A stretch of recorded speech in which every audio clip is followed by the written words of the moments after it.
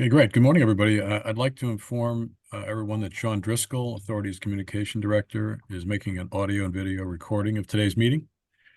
Is there anyone else making an audio recording of today's meeting? If so, please identify yourself. And if you're joining virtually, please press the raise your hand icon on the Zoom dashboard. Or if you're joining by phone, by pressing *9 on your keypad. And when you're recognized, please state your name for the record. Thank you. Okay, Thank you, Sanu, MB Times. thank you. Jason, Good morning, everyone. Jason Grazia Day, Nantucket Current. you.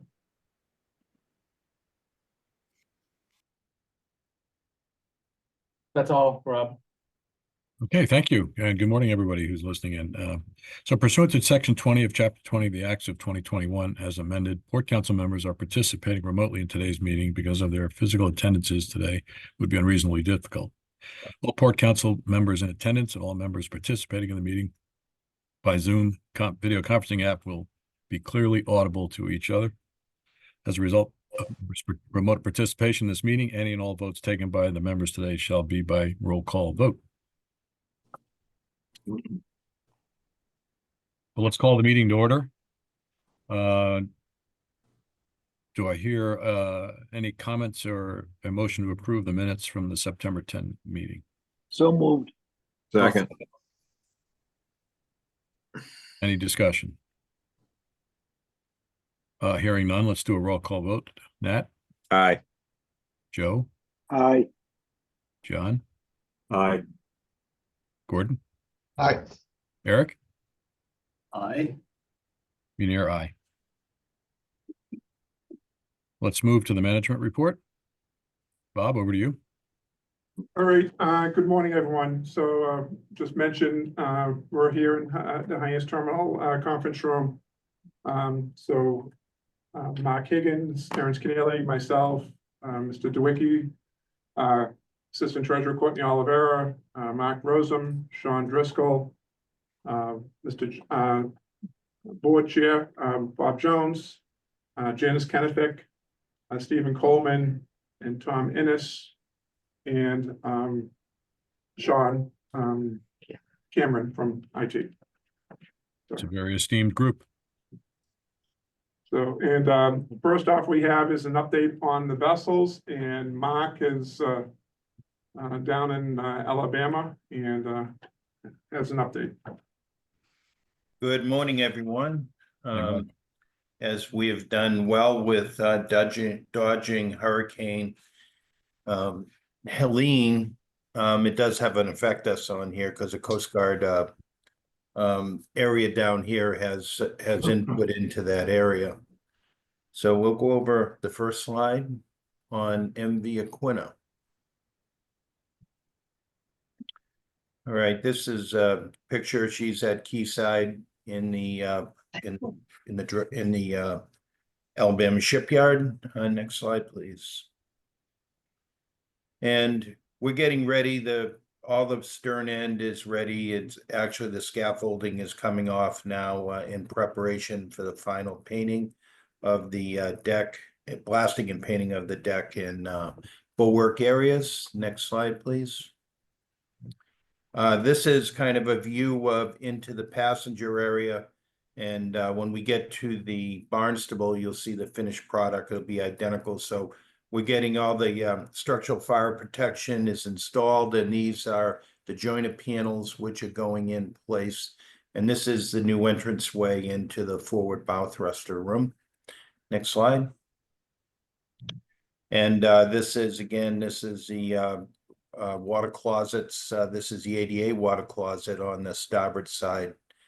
We've got some all the structural fire protection, and the floors are poured. Next step is finishing wire and installation of the joiner work. Next slide.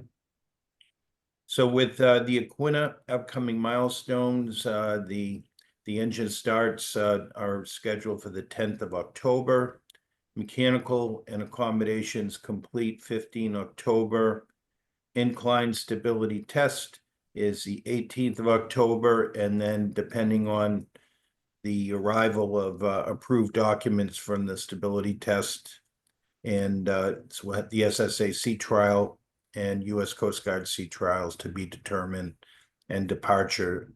She is right now probably somewhere, I'm going to say 40 to 45 days behind the Barnstable in completion. There is no work on the Barnstable going on. All the crews are on the Aquinnah. And let's get to the Barnstable slides. So this is her key side. She is 100% complete. Next slide. This is a picture of the passenger area that's complete. Next slide. This is the new crew accommodations up on the forecastle deck area. You can see the refrigerators, tables. It's a very attractive space for the cruise. Next slide. This is kind of looking at the back area. This will be the passengers' embarkation into the passenger area will be on the starboard side. Next slide. And this is the ADA lavatory on the starboard side. Next slide.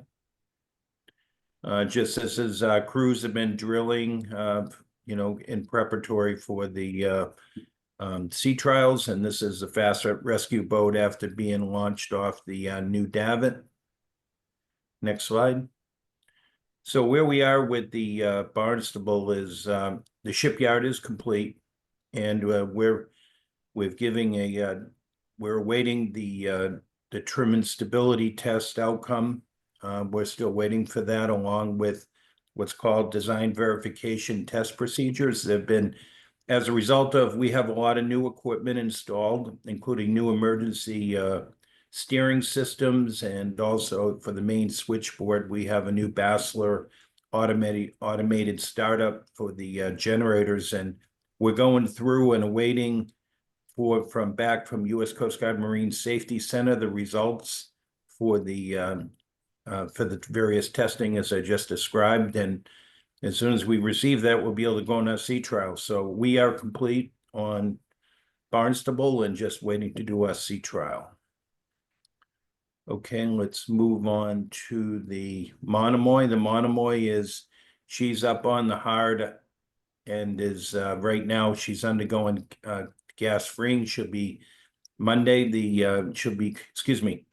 Thursday she'll be complete on a clean and gas free, and we'll be able to start the hot work on that project. Next slide.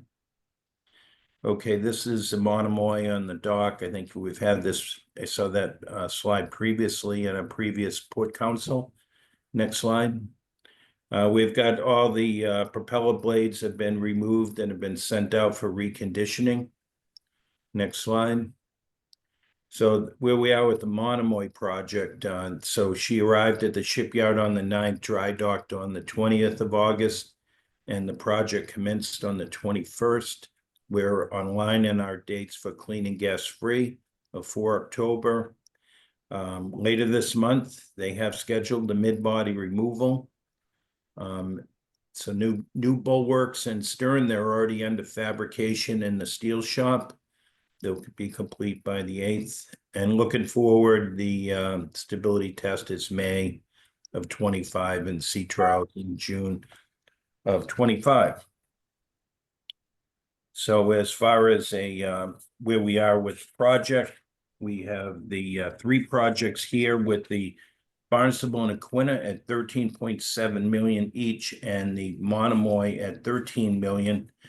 We have 2.7 million in change orders for the Aquinnah and 3.135 million for the Barnstable, and we have not.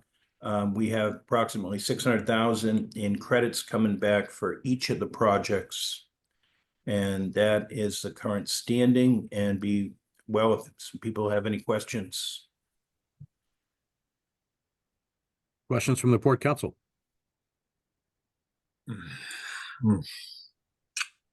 Just real quick, Mr. Chairman. Thank you, Mark A, for all this work. what are we looking at, do you think, on that letter coming back from the Coast Guard or wherever that comes from? In regards to the stability letter, Yeah, because that's All of- technically what we're waiting for now, other than the crewing capability part, to get it up here, right? we have right now, we have the crews to do here to do the sea trials for our own sea trials and for the US Coast Guard. We're just waiting on the go-ahead. In regards to the stability letter, all of our numbers for preliminary came back matching up. Actually, I feel like a broken record here because I don't have any control of when that letter comes out, but we're expecting it to be in line with our original numbers based on the light ship values of the vessel and the other important components such as the center of gravities and the total, total amount of weight. So we're waiting impatiently at this point is the best way to say it. Not patiently anymore. No, I got you. I didn't mean Yeah. to say it like that, but just hoping sometime before Christmas, that we get the boat up here, hopefully. Yeah, we need to, the storms dropping left and right of us here. We need to get sea trials done and get her moving up. But just like that, it's not just me down here. We have a large team down here, our port engineers, our ship staff, chief engineers and captains, all doing a fantastic job. Yep. Thank you very much. Yep, thank you. Mr. Chairman, if I could ask a question, please. Yes, go ahead, Eric. Mark, what is the status on the delivery crew? I know there was some questions about that. The Coast Guard requiring STCW certification for the delivery, and I really didn't understand exactly via the hearsay. So if I could get it from your mouth as to what the status is and what the plan is. Well, right now our status is we've been supported by Hornbeck Offshore Services, and those are the previous operators, and it's worked very well up here as the crew that we have in support of our captains and chiefs. They've been on the vessels before, and it's been fantastic because they've been actually helping us train ourselves. So that is the plan for moving them back up here. We're still challenged, obviously, with crewing for our regular vessels. We're trying not to interrupt that and use Hornbeck to assist us. Thank you. So Hornbeck will be doing the delivery? No, it's going to be us, and we'll get supplemented, and we've been supplemented by the HOS crews. Great. Thank you. Other questions? No, just a thank you, Mark. Nice job. Well, let's get them up there and get them in operation, then we'll go further on that. Thanks, John. You're welcome. Okay, Mark, thank you very much. Thank you. Good luck with getting the first one out. Thank you. All right, bye. Bob, back to you. All right, so next, I just wanted to give you a brief update on the website redesign, and Stephen Coleman's coming up.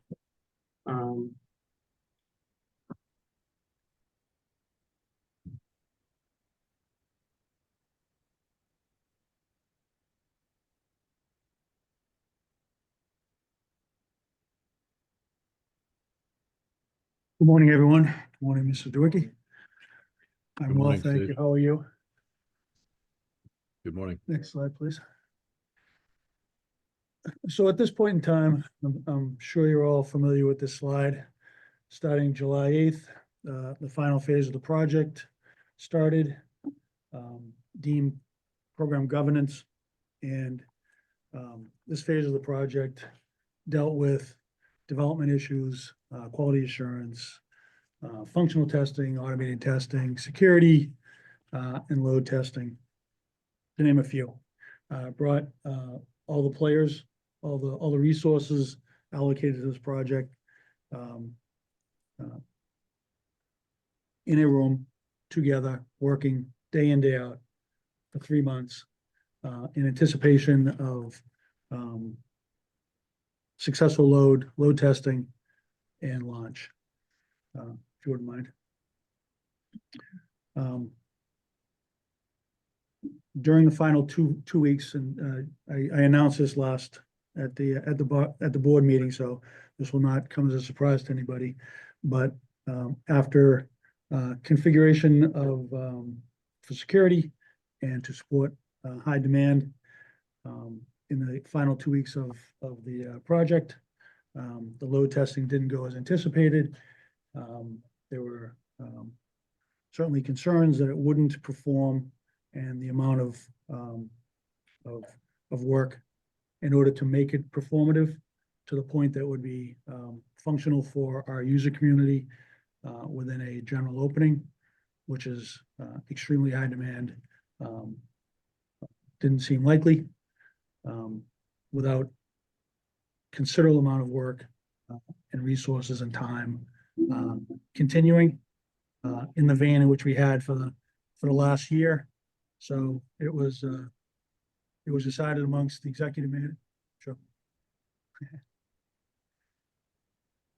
So it was decided amongst the executive management and senior management to postpone the effort. The benefit to this is all the resources allocated to this project can be reallocated elsewhere, where it's more important at this point in time. The bulks process, which is a prerequisite to opening, the performance tuning and load testing of the current website, again, a prerequisite to general opening, and certainly for the RFP process, advertisement, bid of the reservation system, and to get that going sooner rather than later, and work on the complement of hardware that is required to get that project to be a success. I'm open to any questions you may have. Questions from members of the Port Council?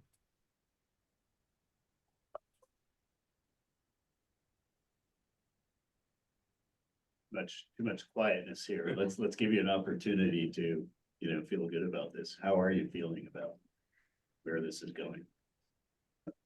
I've only been with the company a year and a quarter, so It's a long time. It is, but certainly not as long as others on the project. For me, it's a business decision. It's the best business decision that we could make in order to really focus all the resources necessary for the future reservation system, which we hope goes far differently. There are others on the project that have been from the start, long-term employees, invested in the project for 3 years, that I know it hit extremely hard. Due to their hard work, and due to their commitment, this project did nearly succeed. It just, in the end, it was apparent that the project as a whole, over the long haul, just wasn't managed well enough to make that determination. We will do a postmortem, and I anticipate providing Bob with results of kind of an overview of my point of view. Sure. So how are you creating an environment where they feel supported, excuse me? In terms of building morale, getting people excited about, the future, moving forward. Breaking the news to them was hard. Seeing how they responded in some instances was hard. There are others that I think are appreciative of the fact that the difficult times, they could move on from such difficult times and focus on the task at hand, which are many. I didn't necessarily have to pat people on the back. I think people understand that business is business, and we move on to the next project. I haven't seen at this point anyone carrying their concerns forward. I think everyone's in a very, very, very good place at this point in time. To tell you the truth, once it was over, I think people were relieved. It just took a couple, if not a few days, to recognize that it was the right decision for everybody involved. Thank you. But should point out that the project itself, while it's being postponed, once we select a reservation system vendor, we'll be looking at how to integrate what we have with the new reservation system vendor. So it's just a matter right now that the resources that are necessary to determine, what we need from a reservation system and evaluate any proposals that we received. Those resources are also the resources that have been on the website. So reallocate those people's times. Mr. Chairman? I think John was first. John? Oh, I'm sorry, John, go ahead. Either way, okay. Well, I support the decision, and Stephen, I know it's a hard one, but I think it's a wise one and a smart one. A couple questions is, how are we going to unravel our relationship with Stellar Elements, and what's that going to look like? We happen to be on, so they were in a support contract for the last year. Yeah. That support contract auto renewed. It's only for 6 months. I don't think I personally wouldn't use the terminology unravel. We can continue with them. They can continue with us, and we can decide within a 60-day period of time to no longer have a relationship with them, and they can do the same. Is there work to do? There actually is. Okay. As Bob stated, the website specifically is only postponed. The byproduct of all the work over the last 3 years is still intact. It's just not being utilized at the moment.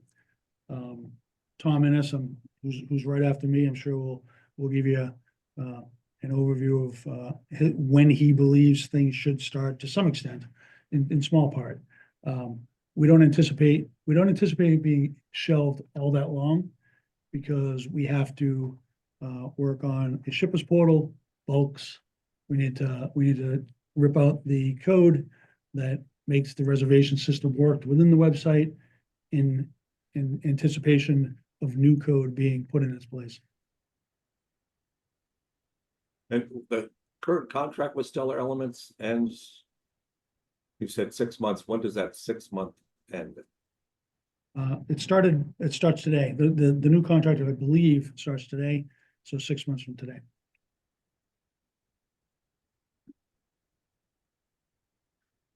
All right. Thank you, Mr. Chair.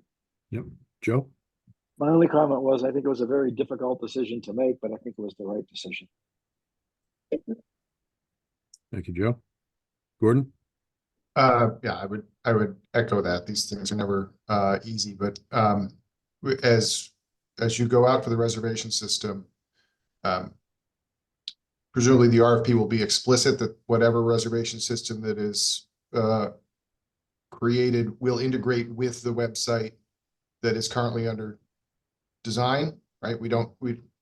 That has to be the case, right? You can't have somebody propose a reservation system that needs a different website structure for it to work, right? We need to make sure that we're not gonna lose all of this effort, and whatever reservation system vendor will integrate with the work you guys have already done. Yes? That is correct. As I mentioned, Tom Hyannis is next. He's put together a comprehensive technical and functional requirements document that will go out to all bidders, and they'll provide information enough for us to make a good decision. Thanks for sure. Thanks, Gordon. Stephen, a question from me. I know you haven't done your postmortem, but how would you visualize managing this project when it gets reopened, in terms of this project specifically, and also the integration or the connection to the reservation system? Yeah, there are going to be many parallel streams running at once, which kind of comes back to the website. for the most part, there was like a sequential stream that took place over time that forced a lot of work towards the very end. And it was probably due in part to project management, but also in part due to resource allocation, lack of resources, or could be competing resources, competing work. So I think we will take a good view. We'll take a good view of what took place here. I think we will attempt to identify all the factors that led us to postpone and try to address each and every one. But I think the most important thing we need to do, we need to start early. We need to get the appropriate resources in place, whether that be contract, whether it be internal, and we need to put parallel streams in place to get things done far more timely and early in the project than we did last. Thanks. I guess just a thought, and I don't know how the rest of the board council feels about this. We do have expertise here. Our role is oversight and advice, not management. But I think at some level, having visibility of the postmortem and an opportunity to review and discuss it prior to firmly establishing the way things are going to go forward might be an area where we could provide some contribution. Absolutely. And I don't know if others on the port council feel the same way, but it seems like this is such a critical project, and one obviously that we need to be careful of and take care of. Yeah, Rob, I would support exactly what you just said, and I think that having talked to Tom and to Stephen in the past couple of weeks, they're already underway in doing such a thing. So we look forward to getting that information. But it's the right decision. Yeah, I think we all recognize that. Yeah. Okay, Stephen, thank you very much. Thanks, Stephen. Thank you. Thank you, And Stephen. if you don't mind, I just want to thank. I said at the board meeting, thanking the board for their patience. I want to thank again the port council for extending that 3 months, giving us an opportunity to really focus on the project at hand and making a solid determination. But lastly, who I didn't recognize, to Mr. Dewicki's point, is all the hard work, all the individual contractors, employees that worked on this for as long as they did. I know it was hard for them to see it get postponed. So I just wanted to thank them personally. Thank you very much. Thank you. All right, so next up is, as Stephen alluded to, is Tom Hyannis to provide us with a brief update on the IT review. Yeah, so we've been working through the RFP. We have approximately 600 requirements, so I thought I'd just go through each one in detail. That sounds good to everybody? Yeah. Okay, great. How much time is your name? All right, so actually, building on what Steve said, so we've been able to make strong progress, especially with the pause on the website, and have really had a lot of creative, engaging discussions with the internal team, going through the different components. So at this point, from our perspective, making really solid progress with the RFP draft, with the in our opinion, we're on track to post in November, and what has become clear to us is with the timeline, with trying to look at this as how quickly can we get off the legacy systems to the new system, and looking at how to do that quickly, to fast forward with what does the project need as a project. And so we've been developing a project charter, refining the scope and goals of the project, And then also, working now to refine what is the project team, who's going to be part of this, especially as, resources have been freed up from the website, defining roles and responsibilities, as well as refining the budget, refining the timeline. Because as we've kind of talked about, right, this is really from our perspective, it's a transformational project that as you can see on the next slide, the reservation system is really just one component of this project. And in order for the reservation system to be successful, really thinking about what are all those other pieces that need to come together. And a big part of it is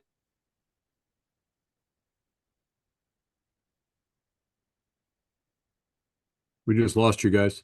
Yeah. You're locked up.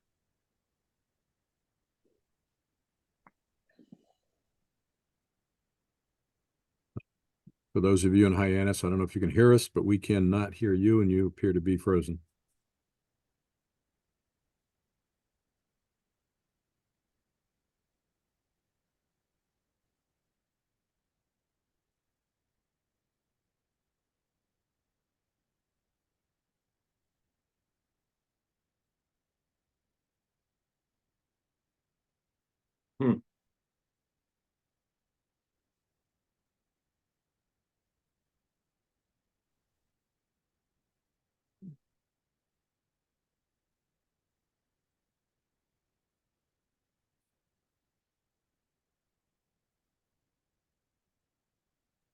I guess we're having an executive session. Yeah, we could have our own meeting. I was just thinking that. Now's our chance. Maybe not. Now's our chance. Yeah. Oh, don't get me started. I've been trying to keep quiet. Nat, Trying. you've been doing good, Nat. You've been doing good. Try, Nat. Meeting isn't over yet, though. It's There's still time. there's so many things I'd rather not talk about any of it, honestly. There are 17 attendees with us. How about Pete Rose, huh? Yeah. Yeah. Well, he'll be in posthumously, however they pronounce that. Yeah. You watch, he'll be in. I hope so. You know why he'll be in, John? Because there's so many other issues especially with the steroid era, which will also fix itself. You'll have Clemens in at some point. Yeah. It has to happen because he was so good. Doesn't matter about whatever happened. I just think that Rose, by beating Ty Cobb, right? I mean, okay. What if somebody actually had more than 511 wins, which will never be broken, by the way? But I'm just saying, let's just say, okay, so that person did something that's wrong, but that didn't mean anything. Hi guys, sorry, we're having 500 wins. There you go. Network problems here in the room, so hold tight. We'll be back with you hopefully shortly. Yeah, right. Okay, Sean. Thank you. Standing by. We're talking baseball. Yeah. Oh, yeah. Bacciamati did. You're still public, don't forget. So that's why we're talking baseball. Don't say anything bad about you, Sean. Hey, listen, yesterday I was at a guy's house and I said something, you guys are going to love this. Speaking of baseball, I said, gee, you sound like a Boston guy. He goes, actually, I'm from New York. I was like, oh my God, your voice sounded like a Boston guy. It was like insulting. I mean, I don't know. He sounded Bostonian. So I guess, Hey, back to Pete Rose. Wasn't he actually voted and he almost got in 15, 20 years ago? Like it was a 3-2 vote or something? Yeah, something happened. Yeah. I don't know exactly. But our Vineyard resident, Bacciamati, didn't like him. And he's the one that really pushed it so we didn't get in. Yeah. When he was president, head of baseball, commissioner. Oh, yeah. Huh. Oh God. I mean, look at Jim Rice, right? Here's a guy that was tore the league up for 10 years. but he didn't hit 400 homers. He batted 299 and a quarter. He didn't hit 300. It was just Yeah. a smidgen under 300, but he was clean and he was good. Yeah. Real good. And he didn't get in till like, what was it, like 20 years? Like he No, that was retired in long. 89, right? Yeah. It took a long time for him to get It was in. almost 20 years for him to get, it was almost Yeah. 20 years for him to get in. And I think he was in the, isn't there a, like an end, Joe, or something like you can't There get is, in there is after after so many years, Yeah. but then they can go in as a, there's another category Honorary. that they have for them. Yeah. No, baseball is my sport. Ted Williams is my idol. Last hit was a home run, That's right. 521, dude. Yep. And 1960, and there was 6,000 people that were there, but 600,000 say they saw it. Well, they're making that up. Yeah. But you know, they booed him like you Folks, stressed, like yes. we've been asked to mute for a second. Oh, okay. Try to behave, gentlemen.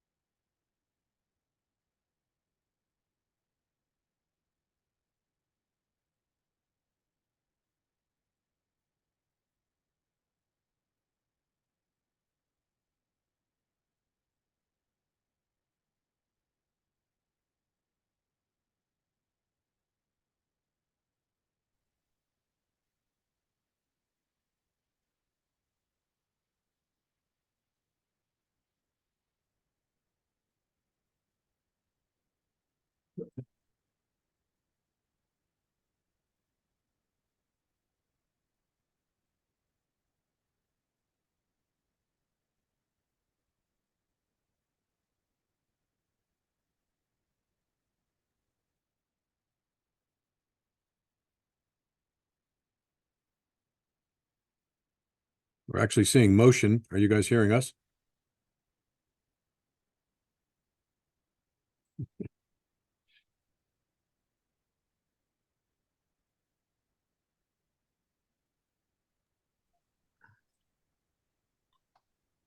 Hmm.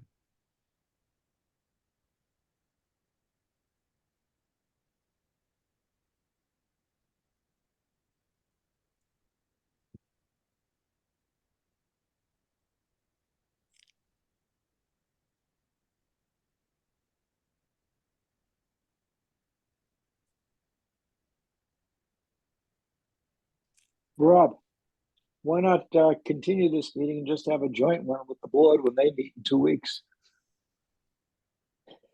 Well, at this point in time?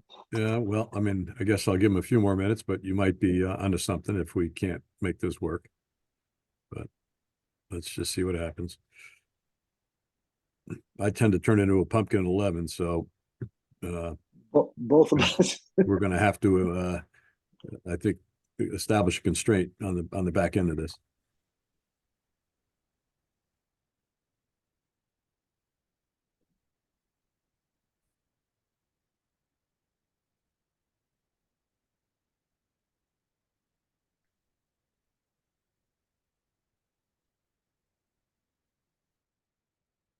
Hold on. Hi, guys. Sorry, we're still working here. Stand tight. Roger that.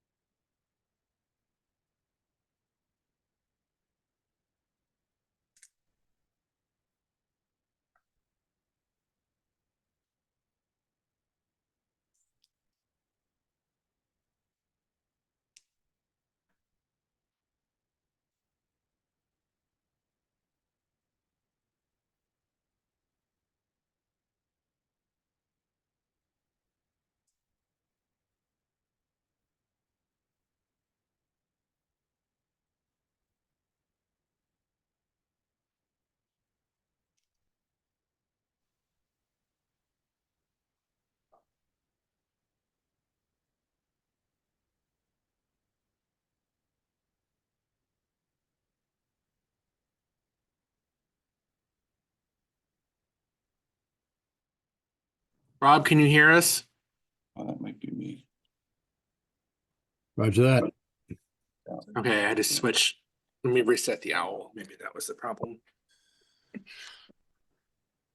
switched microphones.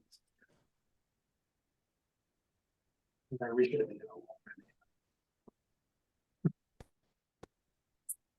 Sure, yeah. Perfect. That's the only way. get PCBs go by, I just know.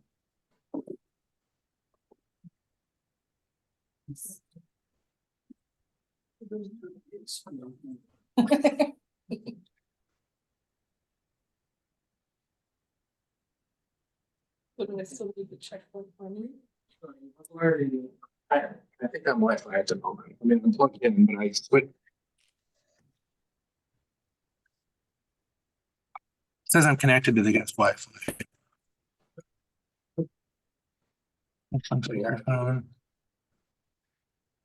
Rob, can you hear us? Yes, we can. Yep. Yes. We're back.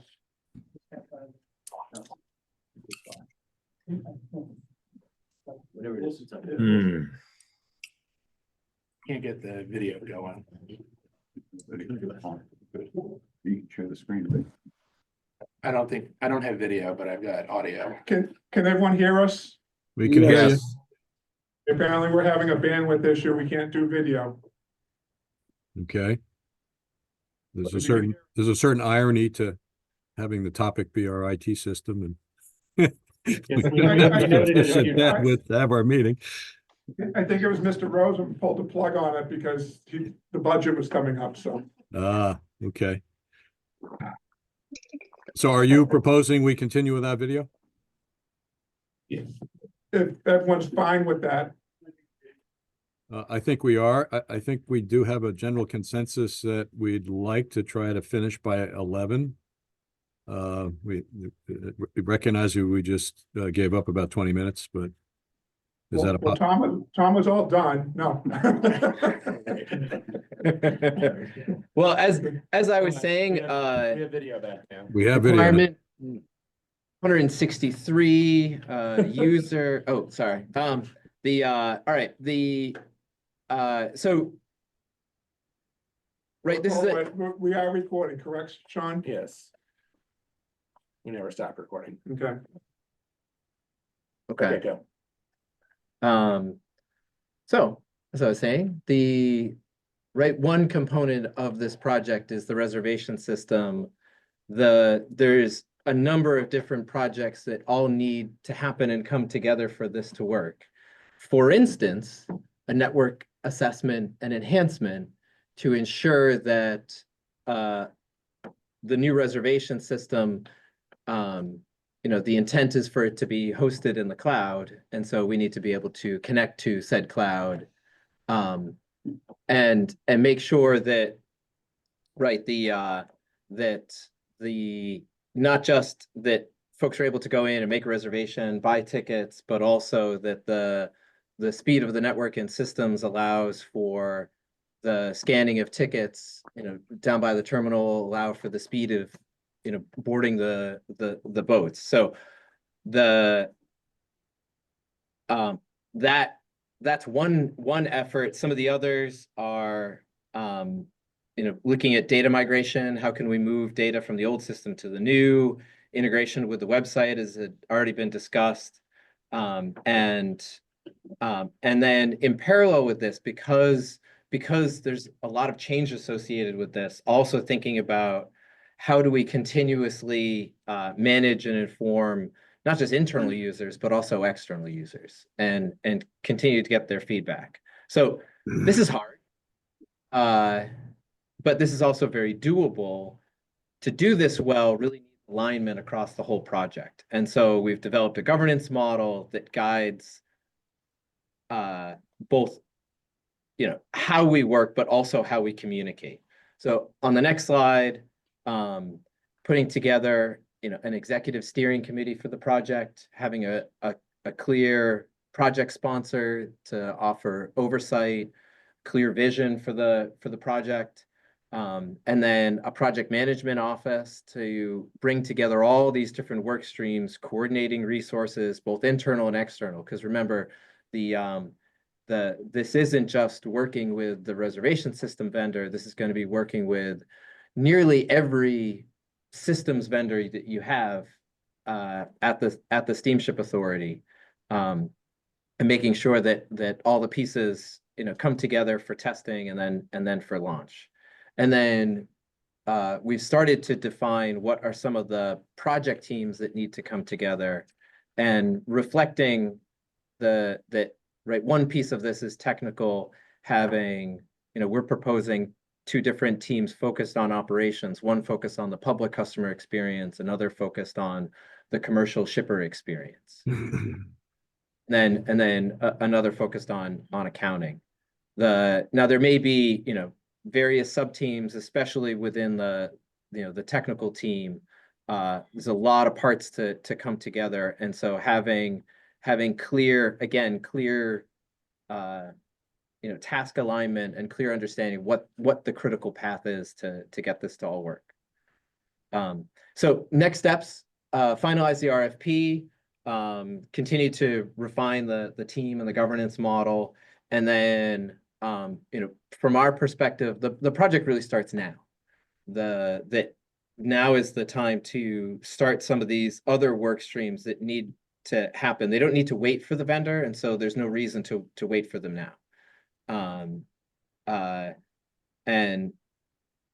Steve had already mentioned, right, there's, working on things like bulks, and so redesign and rethinking of what the shipper experience can be. All that thinking and processing can happen now as we then prepare for the vendor to come on board, and as we go through the procurement process. Questions, comments? Yes, Rob, if I may. Questions, comment? Yep, Eric, go ahead. This is great, seeing it flow. I think one of the concerns that I would have is to make sure that you're putting more emphasis in this design framework for customer service. And not only the external customers, but your internal customers.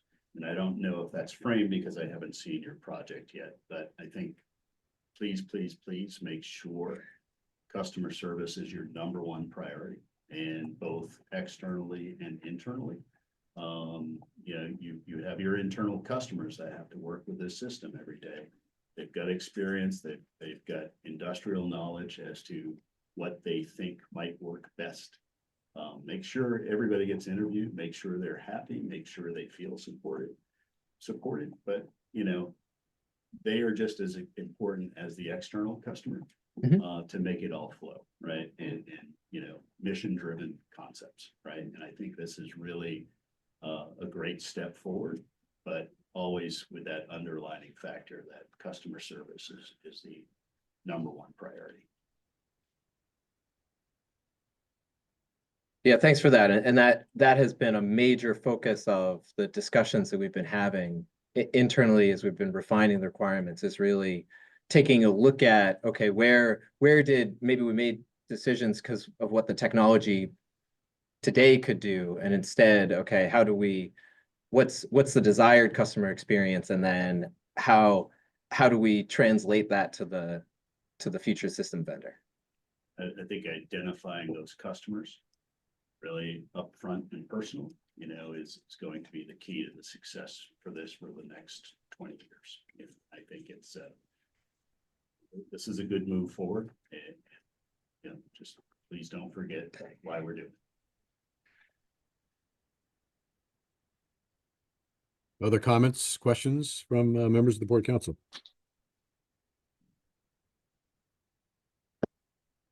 John, you look like you're leaning in. Yeah, I had to unmute. Thank you. Tom, thanks for the presentation. What are your immediate next steps? So immediate next steps are, we've got a few more meetings internally to refine the requirements, and then going through, getting executive sign off, and as quickly as possible getting the RFP out to market, because we're in a period where we're trying to line up with the windows of launching, and given that those don't come around very often, where there's kind of a lull between the seasons, we're trying to manage that risk of pushing out the RFP by several weeks has the potential of pushing the project 6 months. So trying to manage that. Okay. And then, are you still on a timeline that would be November for the RFP to go out? Right now, we think that is possible. Okay. And then finally, last question is, what do you need from the Port Council today to help you get there? Do you need anything from us today? I mean, I think today it's that if this, if what we've put together resonates, then the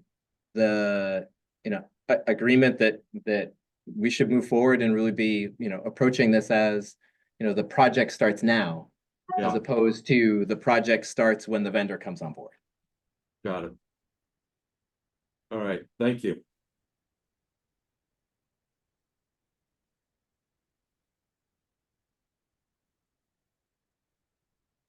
Any other questions or comments? Is it a general consensus that we give Tom that notion of support? Yes. Indeed. Yeah. Okay. Very much so, yes. We have a unanimous consensus. Yes. Yeah. And thank you. Thank you, Tom. Thank you. Accept. Thank you very much. Bob, back to you. So next, this is an update on the Woods Hole Terminal project, and I don't see Sean on there, so. Sean texted me, he's out sick today, I'll take it.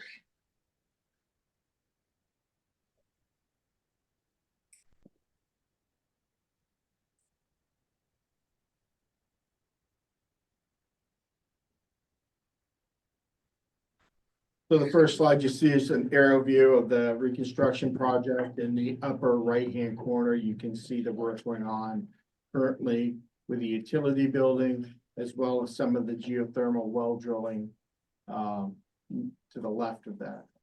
Next slide. This is the geothermal well drilling. We had 27 wells total. We did 20 of them before the summer season. We had 7 to finish up this past fall. This was completed last week, and we'll begin with the lateral piping over the next 2 weeks. This is the third wall concrete pour. This happened back on the 18th of September. And here's some of the electrical conduits being installed and the waterproofing and the backfill that will be going in there on that wall. Here you get a sense of the scale. You have the overhead door openings for the utility building. Next slide. And the rebar installed for the final tall section of the utility building. Over the next couple of weeks, when we look at the schedule, we have structural steel being mobilized this week, and the erection of that structural steel will take place over the next 7 to 10 days. As I said, the geothermal wells have been completed. Laterals start this week, and we'll be looking at temporary fencing going up after Columbus Day weekend around the 16th. Right now, the project is $32,134,000. We've had 3 change orders and 2 credits that net out to a $3,175 increase, or 0.01% of the project. So right now we're at $32,137,706. Any questions?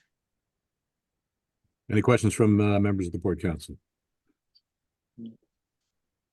Mark, just to refresh our collective memories, the 32 million includes the utility building, the geothermal, the site work, and the terminal itself?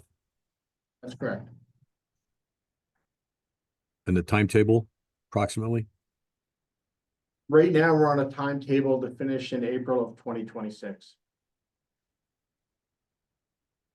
Okay.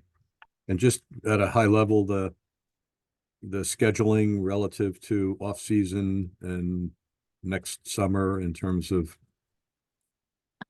ramping up, ramping down, whatever? So the majority of the construction that would impact the terminal has to take place in the off season, of course, and so we'll finish some erection of the utility building. We'll be working in conjunction at the same time on the terminal building, getting the foundation in, start erecting the walls. And that way next summer, we can do a lot of the inside work and not be impacting operations out there. So it's really a timing issue. So the temporary terminal building will be in place until next winter? It'll be in place through final construction and moving into the terminal building in April 2026. Okay. All right, thanks. Just a little refresher to have some context. Thank you. Okay, hearing no further questions, let's go to the next item on the agenda. Thanks, Mark. You're welcome. All right, so the next item on the agenda is something that Board Council member Nat Lowell had asked us to look into, and When was this? Oh, Hey, Nat. I'm keeping So up this- with which thing it is, Bob. Sorry.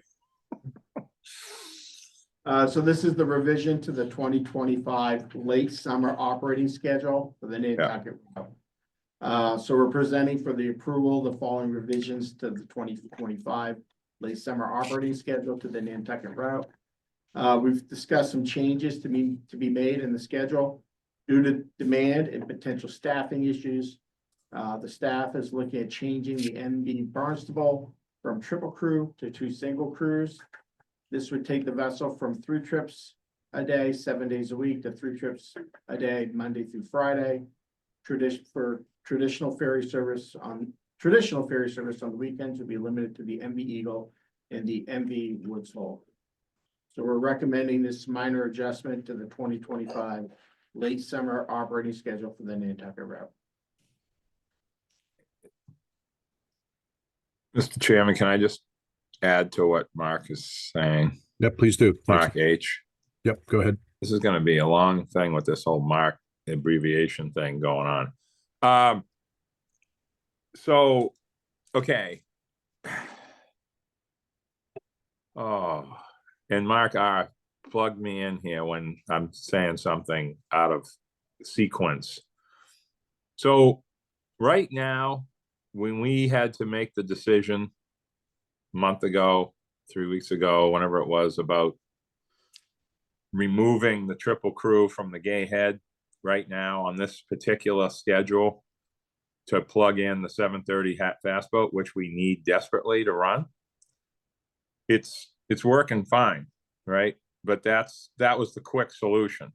So after discussing with management more options, especially when you're looking at a year from now and you know that by that time we should, obviously the Barnstable is going to be here. It's going to be a completely different system. The most of the truck traffic is during the week. And we need to be able to, essentially have the summer schedule 5 days a week. That's what we're looking at. Okay. But on the weekends, we're removing gas from Saturday morning for this.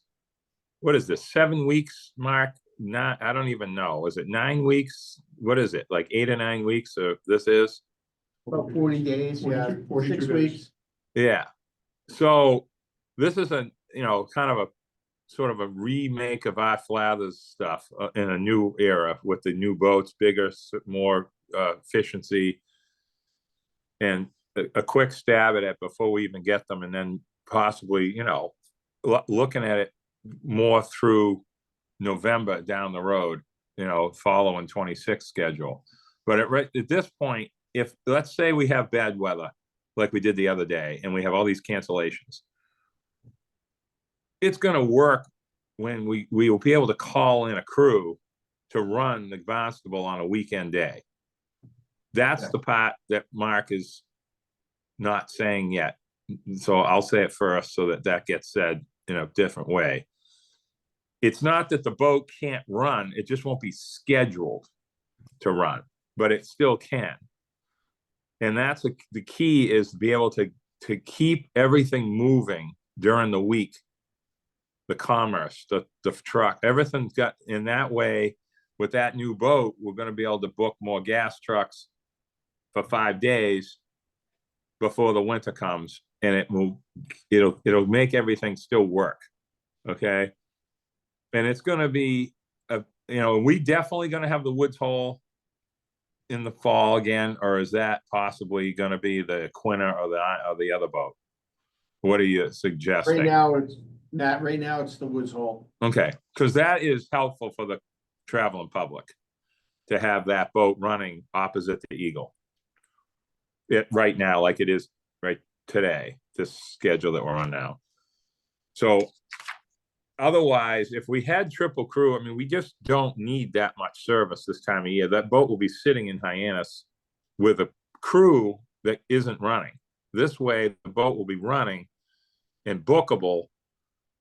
And then on the weekends, it'll be more as needed with that boat if there was a need to call a crew in. But otherwise, you won't have those gas trucks clogging up the 2 trips on Saturday. So this is going to be helpful. There'll be more cars to be able to book. And I think it'll be a lot better. Okay. So I guess that's my simple layman's way of explaining it. Thanks, Matt. Okay. Any other discussion? Are you guys looking for a particular action from the Port Council? Yes, we would be looking for a recommendation from the Port Council to have the board approve this change. Do I hear a motion? Yeah, I'll make a motion to recommend this change. Second, Okay, let's do a roll call vote. Matt, Aye. John? John, you're on mute. Aye. It looked like an aye, but I just had to be sure. Joe? aye. Gordon? Aye. Eric? Aye. Munir, aye. Motion passes. Thank you. We're all very confident when we have Nat to help us interpret these arcaneries of the schedule. And just, Totally. and The just Lowell amendment. not that I want this meeting to go, because I have another meeting I have to be at 11. And but this is a piece of a bigger solution to the shoulder season, sort of revamping things a little bit with these different boat mixes and the changes in the needs. When we flip the switch October 21st to the so-called winter schedule, I guess we'll call it, we don't really know what that's going to look like this year yet. We don't know if we're going to have the Barnstable. So if we have just the Gay Head and the Eagle, like the last 20 years, you go from a lot of service to kind of the lowest schedule. We have to find some middle ground stuff like we did back 15, 20 years ago when we started doing that single crew stuff during the week. So that's what's really happening here. This isn't like rocket science right this second. This is sort of just an adjustment for a future kind of re-examining things, looking at numbers, and that's what they're good at doing. But unfortunately, these schedules come out over a year in advance, which is the problem sometimes. So thanks. Bob, you got anything else to add? Am I saying anything wrong? I don't think so. Not on this particular item. Not on this one, not yet. Okay. All right. All right, Nat, thank you. All right. So I think we're done with that item. Next item in the Okay, agenda. so I know everyone's anxious to get to the budget here, so I'll make it quick. This is just an announcement that, it's that time of year again that we'll be needed to requalify our customers in the excursion and preferred programs. So just a little background, there's just under 15,000 profiles right now in our system that are excursion eligible profiles. Split about 62% of them are vineyard residents and 38% on Nantucket. There's just over 3,000 preferred eligible profiles in 2024. In terms of the over the past 4 years, we have seen an increase of on average, about 200 profiles per year being added to the excursion program. And in order to get on that, the customer needs to be on the street list for the towns on the islands. They need to have a Massachusetts driver's license with an island address. They need to have a Massachusetts vehicle registration with an island address. That's for the excursions. For the preferred, they can be year-round or seasonal residents, but they have to identify their settled place of abode as being on the island.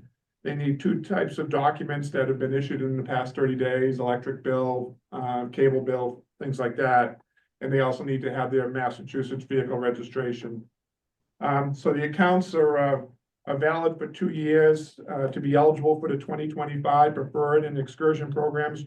We'll be sending renewal applications to all those accounts that end with an even number. It's 2024, so the even numbered profiles need to be requalified as those will expire at the end of the year. So we'll be doing that. We'll be putting out notices and at the terminals, and we're looking into having some on-island assistance as well. So, but that's what we have on that. Any questions or comments from members of the board council? Just want to say thank you, Bob. I think there's a need here on the Vineyard to have somebody here with assistance, and that will free up the agents, the ticket takers and stuff. Thank you. Thank you, Joe. Okay, hearing nothing more on that, let's move to the meat of the matter, which is the business report and the budget.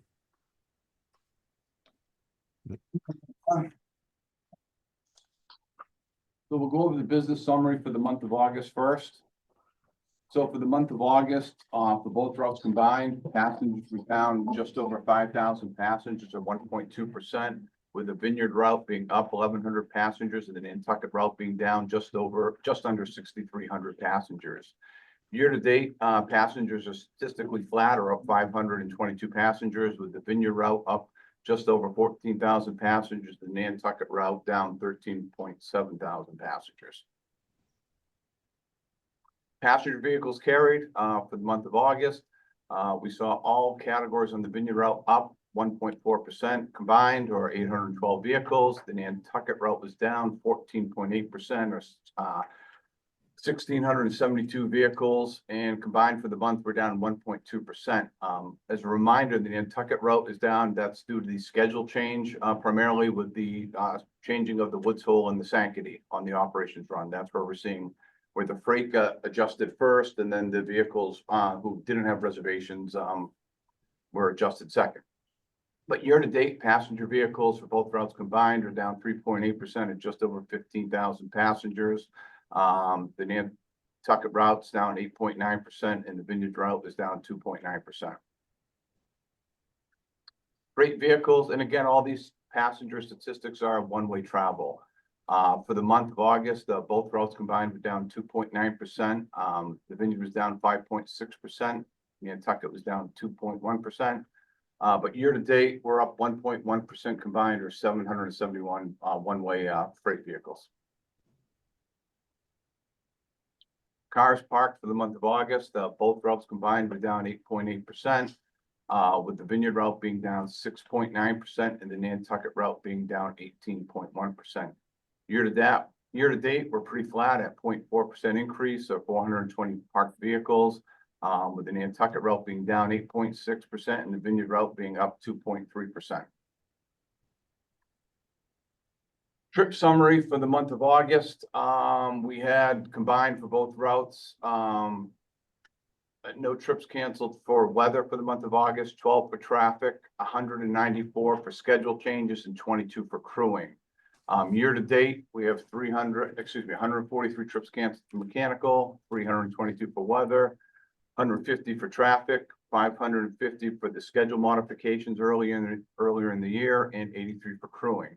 And down below, you can see the year-to-date percentages for those categories in purple and the previous year below in green. Financial snapshot for the month of August. We have operating revenues of $19.9 million, which were down $524,000. Other income of $1.2 million, which was up $593,000. We had operating expenses of $11.6 million, which was up $211,000. Putting this all combined, we had a net operating income of $9.3 million, which was down $98,000, almost $99,000 compared to budget. Year to date, we have an operating net income of $12.7 million, which is $1.6 million ahead of budget so far. Here we can see reflective of the traffic statistics. You can see the automobiles and the passenger numbers down for the month. And that's really driving the operating revenue being down for the month 2.6%. And again, we can see those categories on the year to date as well driving that number down, especially the automobile revenue. That's a combination of the quantity of vehicles as well as the mix of the vehicles traveling. Operating expenses for the month were up 1.8% to $211,000. Most of the maintenance expense was timing. Year to date, the fuel were down 1.3 million on 15.9 million. 15.9%. We budgeted for $3 a gallon, and we budgeted $3.37 a gallon. We came in at right around $3 a gallon for the year to date. So year to date, we're down about 1.7 million in operating expenses, or 1.9%. For the first 2 weeks in September, we're looking at on the Vineyard route for both routes combined for passengers down just under 7,700 passengers at 4.9%. And that puts us year to date down 7,100 passengers at 0.3%. Total vehicles combined for the first 2 weeks of September, we're down 536 vehicles at 1.7%. And you can see in the Vineyard route, it's still the standard fares that are lagging behind.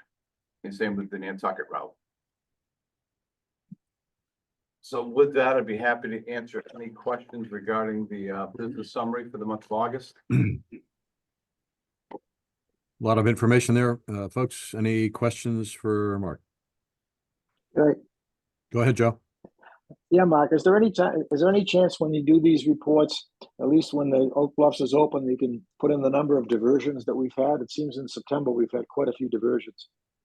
Yes, yes, I will include that in the at the next port council. I'll give the year-to-date update on the diversions. My apologies, Joe. You did mention that to me, and I just got tied up with the budget and forgot to put that in, so I apologize.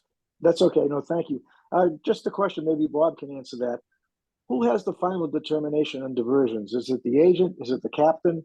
Does anybody from administration, such as the port captain or somebody in management, have any say in those matters? Because there seems to have been a lot in the month of September. It's It hasn't seemed to be that bad. Oh, it's a collaborative effort in terms of what's going on. So the vessels will be in contact with the terminal agent to see what the conditions are in the slip.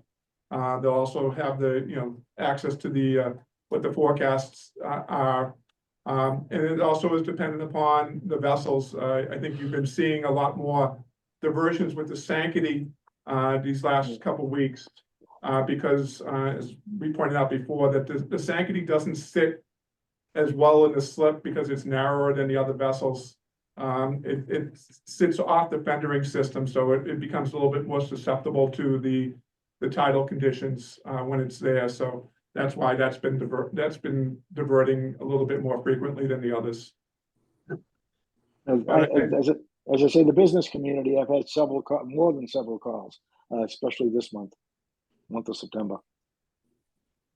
Usually once we hit September and October, we're a little bit more susceptible to the weather conditions there and the diversions. So thank you. John? Thanks, Rob. Yesterday when they did the diversions, was that because of the Sanctity or why? No, the issue yesterday was that the governor, having canceled trips earlier, The trucks were in Vineyard Haven. And because of the weight, we needed to divert to Sankaty to be picking them up at Vineyard Haven as opposed to having those trucks go over the pier in Oak Bluffs. So that was the primary reason for the diversion of the Sankaty yesterday. Okay, thank you. Although it just is another question, but that might be a good reason why to put things as we're going to discuss about communications, maybe putting something on Facebook or just letting people know because of the problems. This is why the boats were diverted.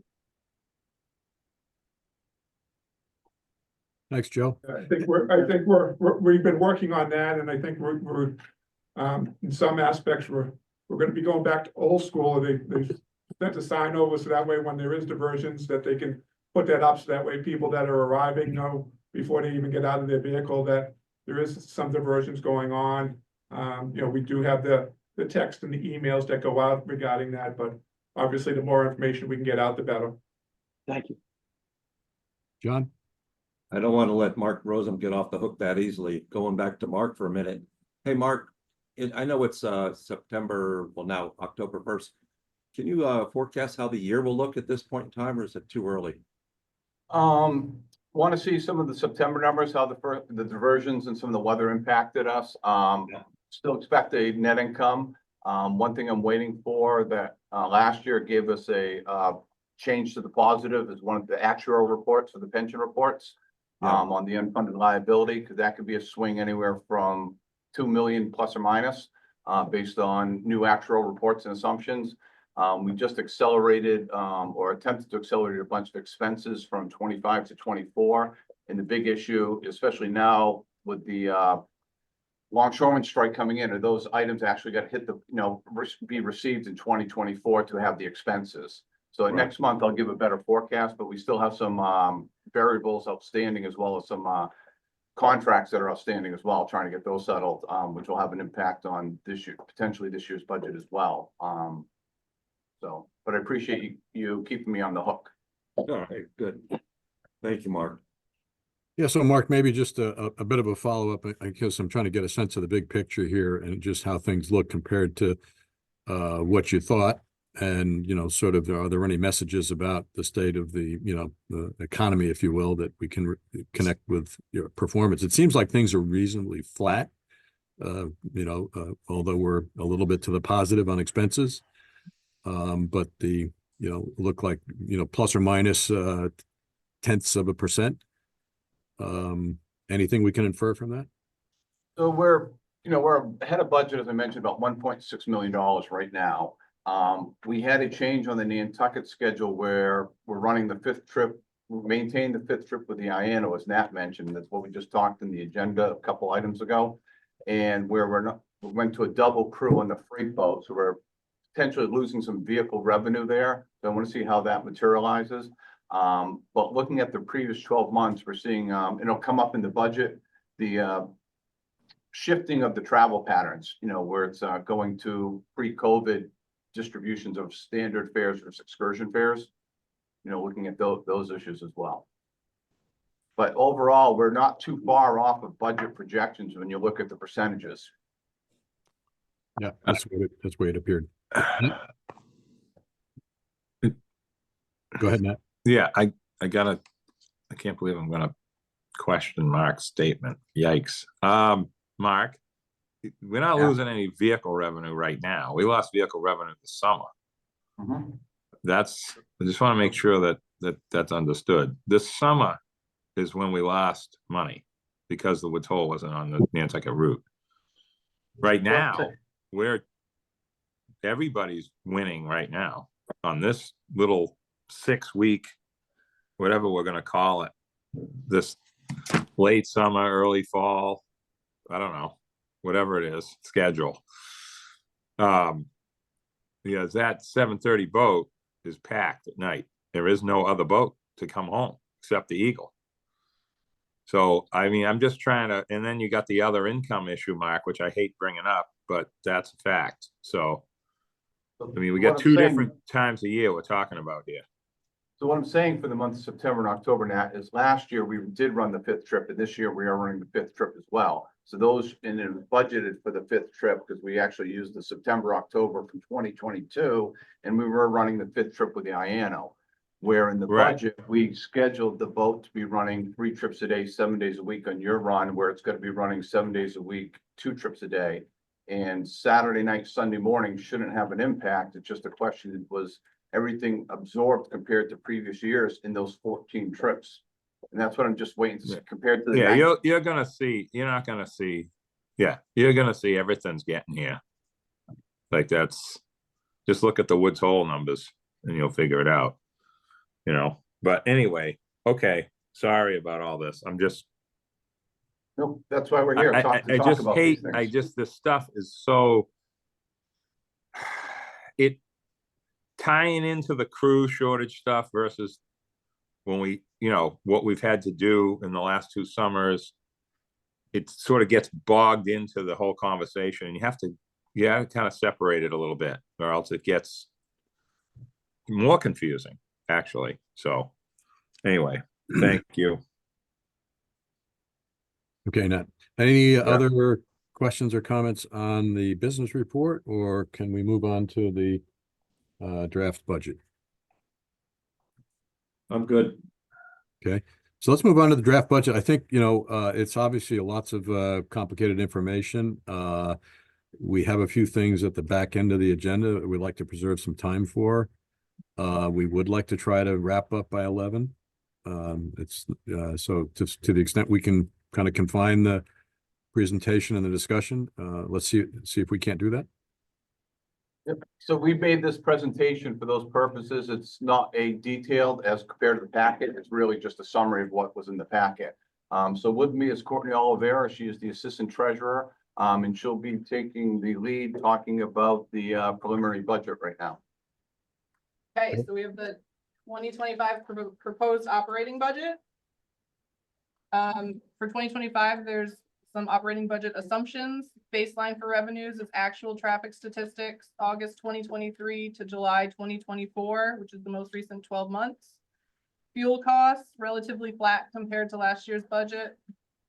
This year's budget, the 2024 budget, $3.15 per gallon in the 2025 budget versus $3.35 per gallon in the 2024 budget. And we are fully hedged for 2025. Operating budget is based on the 2024 approved operating schedule. Vessel crewing in 2025, we are focusing on increased training, recruitment, and retention. The budget includes vessel crewing that keeps able-bodied seamen in the off-season, as we did in 2024. Keeping the extra ABs creates a feeder system for potential new licensed deck officers. The MV Barnstable and MV Aquinnah are scheduled to operate in 2025. Because of these new vessels, we have increased insurance costs, increased fuel usage, and also a full year depreciation expense included in the budget. That brings us to our proposed operating budget bottom line. Operating revenues, 139.1 million. Operating expenses, 152.8 million. Other income, just over 12 million. Other expenses, almost 3.8 million, for a net loss of 5.4 million. Slide is showing significant operating expense changes between the 2024 budget and the 2025 budget. First, we have training, which is up almost over $400,000 over last year's budget. We have payroll taxes up $630,000. Pension and relief and insurance each up over 1.1 million in 2025. Vessel maintenance up 1.2 million over last year's over the 2024 budget. We have more info on this on the slides to follow. IT expense is expected to be almost 5.8 million in 2025, which is up over 3 million compared to the 2024 budget. Increases can be attributed to more cloud-based services and a security information and an event management system. The SIEM program will proactively find network problems and notify departments. This category also includes network and software costs related to the new reservation system. These costs are being evaluated as to whether they will be capital or not. Lastly, we have our biggest variance, which is payroll, up almost 7.7 million. The increase includes board-approved wage increases, settled contract agreements, and estimates based on union negotiation. 2025 maintenance expenses include the dry docking of 5 vessels, the Martha's Vineyard, the Woods Hole, the Governor, the Sanctity, and the Ino. Total budgeted for these vessels is over $5 million. We are looking to accelerate the MV Governor dry dock into 2024. Terminal Dolphin and dock repairs, total budgeted for 2025 is just over $3 million. The biggest project being the slip work in Vineyard Haven. Talked about training in 2025, the training and staffing. We have budgeted for STCW training for vessel employees, vessel familiarization training, new vessel familiarization training, new pilot and captain training, additional able-bodied seamen that I spoke about, cybersecurity and additional IT training, and training and development expos that we have held twice in a year. Now Mark is going to talk more about the 2025 operating revenue. So in addition to the variances in the expenses Courtney just highlighted, we're looking at projections using the last 12 months of ridership. Passenger revenue to be down about 845,000. Parking revenue relatively flat.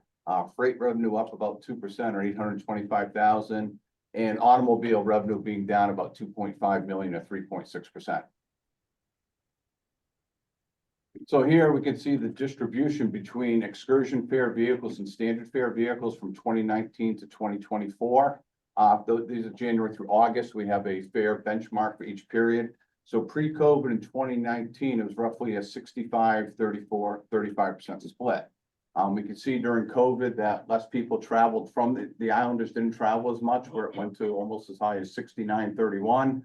And then now we can see current day, we're up to 39% of excursion rate travel and standard fares is 61%. And as we've talked about before, I think it was at the May meeting with the cost of service, the standard fare vehicle covers significantly more cost than the excursion fare vehicles. And again, you can see the same trend with the Nantucket run on the distribution and the travel patterns, where pre-COVID, we were roughly a 30-70% split, and right now we're 34-66% split. So putting the budget together, so the bars in the red and green show the monthly net income, net loss per month, and the blue is the aggregate total for the whole year. So you can see we have a loss, operating loss for the first 4 months of the year, which aggregate total to about $20.7 million. We climb out of the hole, and then we to an aggregate net income of 5.1 million, and where without any rate adjustments, we'd come in at a net operating loss of $5.4 million next year. And for this the sake of time, we'll just go right into the rate adjustments, and then we can answer questions on both things since they're interrelated, if that's okay with the chair. That sounds fine. All right, so the rate adjustments, why are the rate adjustments needed? As we previously mentioned at prior meetings, that some of these expenses we're forecasting 18 months in advance, such as dry docks for vessels that are in November of 2025, construction contracts for slip repairs in Vineyard Haven. We have the maintenance costs for the vessel landside by increasing by 1.2 million. We have the employee wages and benefits increasing by just under 8.8 million. Training costs increasing by 400,000. Insurance costs with the new vessels and the as everyone sees in the homes, insurance is going up. We're up about 1.2 million, but about 600,000 of that will be a one-time cost associated with the construction of the Monomoy. And then IT costs, we're making investments to improve the overall experience, and that'll be about $3 million. So all of these costs are targeted at improving the overall customer experience with the vessels. Investing in our employees, investing in our maintenance, investing in our IT, investing in the training. So we look at these as not really as expenses, but more of investments in improving ourselves. So here's a graph showing the maintenance expenses from the last 5 years. And shows that we are reinvesting into our facilities and our vessels. Here's the budgeted IT expense. And part of the significant expense, as Courtney mentioned, increase this year is looking at the integration from the old system to the new system, making sure we have networks that work, making sure we have integration costs that are going to be outside of the reservation system that we're going to have to work with other vendors to improve on that. Courtney mentioned some of the technology advances we're making, and also there's costs associated with the support systems with the as we transition to more software as a service programs. Here's the training expenses, and here we can see the trend. We're investing more in our employees, getting them more trained. This also includes vessel familiarization with the new vessels, getting more seamen to be able-bodied seamen, keeping them on the boats longer. We did that this year. We're going to continue to do that last year. The ABs are a feeder system for the licensed deck officers. ABs become pilots, pilots become captains. The feeder system we've had in the past has worked well, really investing to get that going again. So the bottom line on the, so we have a net loss of 5.5 million. We're looking for a targeted net income of about 10.8 million. Our bond service next year is just under 10.88 million for the principal. So putting this together requires a additional revenue of 16.3 million. 10.2 would come from the Vineyard route and 6.1 would come from the Nantucket route. And that's really related to the allocation of the cost and the cost of service model we went over a couple months ago. This is showing the distribution by 3 major vehicle types of how much deck space they use compared to the revenue. So you can see in 2023, so for instance, on the excursion fares on the Nantucket route, the excursion fare vehicles account for 5.7% of the revenue, but they use 15% of the space.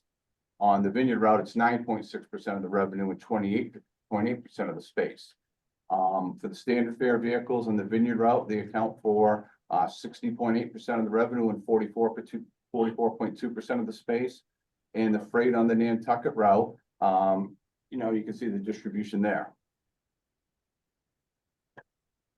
And here's the cost of basically summing this up, what each type of vehicle pays as compared to what it costs us to transport these types of vehicles on the deck spaces across each run. So this is a summary of the proposed rate adjustments, looking at adjusting the passenger fares by 2.7 million, excursion fares for $1 million, standard fares by just over 6.1 million, freight vehicles by 4.6 million, parking and miscellaneous fees. So in the Vineyard route, and not in your packet, there's a detail for each category, but in the off season, we're looking at rates adjusting anywhere from $6 to $11 for the standard fare vehicles. In the shoulder season that we're in right now, by $21 to put it more in par with what the rates were in May. Looking at the Monday through Thursday in the summer going up 11, and the peak pricing Friday, Saturday, Sunday in the summer going up $25. This combined will bring an additional $4.4 million in revenue. The auto coupon books would go up about $100. Excursion fares in the off season would go up $3.50 each way, and in the summer season $5. Freight would have a 10% increase. The passengers, the adults, will go up $1 each way, and the corresponding children and seniors would be adjusted accordingly down below. Daily fee parking in the off season, looking at $4 to $5 per day. In the summer season, we'd adjust. Right now, we have a 2-tiered system, a Monday through Friday and a Saturday, Sunday rate. Would make it all to the same rate at $23 a day. And then we have parking permits for Woods Hole would be adjusted by $200 and Palmer by $100. On the Nantucket route, the standard fare vehicles would be adjusted by $18 to $25 in the off season. In the shoulder season, in the summer season, both the Monday through Friday and the weekends by $30. And then again, the shoulder season from 9:15 to 10:31 to $45, and that'll put it on par for what those May rates are. Coupon books would be going up about $144. Excursion fares would be adjusted by $9 in the off season, 12 in the peak season. Freight on the Nantucket route going up 12%, a little different than on the Vineyard route, where the Vineyard route, the freight covers closer to 100% of their cost, while on the Nantucket route, it's about 85% of the cost they cover. So that's a little higher percentage than on the Vineyard route.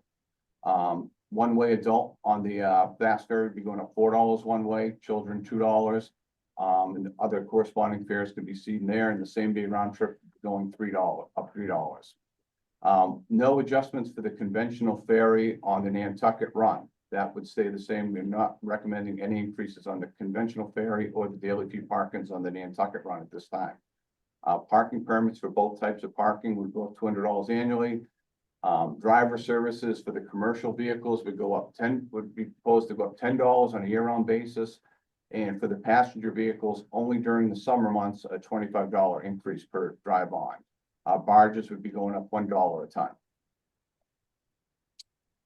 There's a graph in your packet just showing the distribution where for the standard fare vehicles, where in the big blue areas, you can see it's the summer months. That's really taking the most of the revenue adjustments. And here's the distribution by category, what each category is being proposed for, as far as percentage of the overall rate adjustment. And here's the graph after with the proposed rate adjustments. And here we can see I gotta grab my notes here. We still lose money in the first 4 months of the year, but it's down to 17.7 million. Then we peak at a net income of 18.4 million in September and October, and then we finish the year at 10.8 million. So it's a lot, as Mr. Munir said, in a small window. There's more detail included in the packet, but Courtney or I would be happy to answer any questions anyone has or any recommendations. Also, as a side note, we'll be proposing this as how the budget process will work. We'll be going over the same information with the board in a couple of weeks. Then the week of the 21st, we're going to have 3 budget workshops in person, one on the Vineyard, one in Nantucket, and one on the mainland, to go over working group to answer questions and details and make suggestions on how this all works. Both as the process, how we put the budget together, and also the assumptions we made and why we're doing what we're doing. Thanks, Mark. When are you looking for a vote? Not till next month's meeting. This is just preliminary, giving an overview, because there's a lot of information. And we will be making some tweaks in the meantime. For instance, the schedule change that just got mentioned today by the Port Council. We'll be looking at that. We'll also be looking at the traffic in August and seeing how that impacts the budget, as well as a couple of the accelerated items we're looking, as well as working with Tom Gibbons and Stephen Coleman on the IT project to get a clearer picture on some of these IT expenses. There's a lot here. Is there anything about not having it approved or voted on next month? Is that possible? So the issue you have, if it gets delayed till December, is putting the pricing in place for when you have all the reservations that are going to be made for the first quarter and the summer reservations coming in. So we really need to put this in place prior to that. We've had rate adjustments or mid-rate where you're changing the rates when people get billed out, and frankly, it stinks. You better just do it right the first time instead of adding add-ons. That's my personal opinion, but that's for the Port Council and the board. But that's my recommendation: is you get it in time, you get it right, and you work with it. Okay. I think we all agree conceptually, but I also think there's an awful lot here that is going to take some serious attention to have this done in a month. Let's open it up for questions and comments from members of the Port Council. Nat? Yep, might as well go first. Mark, quick question. How does this, I don't actually know the answer to this, and I should. 20 feet, and that whole 20 feet thing, which drives me nuts. Okay, don't we have a system in place where you, like with the pickup trucks that are over 20, they get an excursion still? Yeah, there's an exception. So when we talk about that the exception thing, so if you had for instance, F-350 dually with an extended cab, whatever, for yeah. personal vehicles, that would be in that, those are included in the excursion rate fares. Okay. So to take an outlier, I'm not talking about it, I'm talking general budget per terms. Yeah, because I just want to make sure that that is in, because I would suggest just starting at 25 feet, but that's okay, as long as there's a separation for the vehicles that are a tweak over 19 feet, 11 inches. That's what I'm trying to say. We're not, if you qualify for that program now, you're still gonna qualify going forward. We're not making any suggested changes now. Okay, all right, that's first thing. Second thing is the excursion, okay? The thing about your idea about the fast boat, I think we should talk about that. Not necessarily right this second, but that is a great, we got to give back something. I know the Vineyard has a different way to do whatever they do. We have 1,000 different scenarios over here. People have to send their car. It sits in Hyannis. It's very inconvenient when you have to do things like that, but that's part of living here. And that's true. But when we have these increases, we want to try to give back on the other end somehow. I still feel that the timing of the excursion could be extended a little bit on each end a little. And then also, I had one more and I didn't write it down and now I can't remember what it is, but I'm sorry. But On the driver it's okay. services, if you notice, we're very cognizant of those items that you brought up, and the driver services, it's only from May to September. I know. I'm talking about Trying to work in other, that framework to address. I'm talking about that whole upgrade. Okay, now I know what I wanted to say. The upgrade ticket thing, fixing that, because people don't even know about that. And I just had that proven to me by somebody just now. My phone's kind of blown up, just so you guys know all this. People are reading this stuff and they kind of know about it. And the other thing is the slow fast ticket. Getting that fixed so that they can book it. People will use that, Mark, if they knew it existed. But people don't even know. There's a whole new cycle of people working here now that don't know about these things. And there's a new cycle of passengers and residents that don't know some of these little things that we did 15 years ago, right? You know what I mean? I'm not trying to I'm just trying to, this is outside of this rate increase stuff, but it isn't, because it's a give back. So it's on the other end that makes it work. And the other thing with not raising the slow boat ticket, I want to add one more thing to that. It's really important for everyone here that has no clue what I'm talking about. Those new boats not having the weight limit draft thing is going to change the numbers of passengers going on the slow boat on the Nantucket route. Big time. We don't know what it's going to be yet, but it's going to change, because there are going to be people going on that 6:30 a.m. Aquinnah or whatever boat is running on that trip. All those ones that would have been, oh, you can't go on this boat, like the 1045 freight boat that's heavy, loaded with heavy trucks, now all of a sudden could have 50 people on it that never were on that boat before. That's going to change things, Mark. Okay, because it doesn't mean that they were going on the fast boat just because they couldn't go on that boat. You know what I'm saying? They're going on the High Line, or they're waiting for the next, whatever they're doing, you know what I mean? So it's going to change things a lot. But I just think we should look at some of those give back things, the upgrade, the slow fast combi ticket, booking that fast leg of it, and the extending the excursion in the off season, a couple weeks in the spring or whatever before Memorial Day, maybe add a week, and then the Wednesday of the following week of Labor Day. See, I've adjusted my request. It used to be the Wednesday after Labor Day, but now I've added a week because this year it started on Sunday.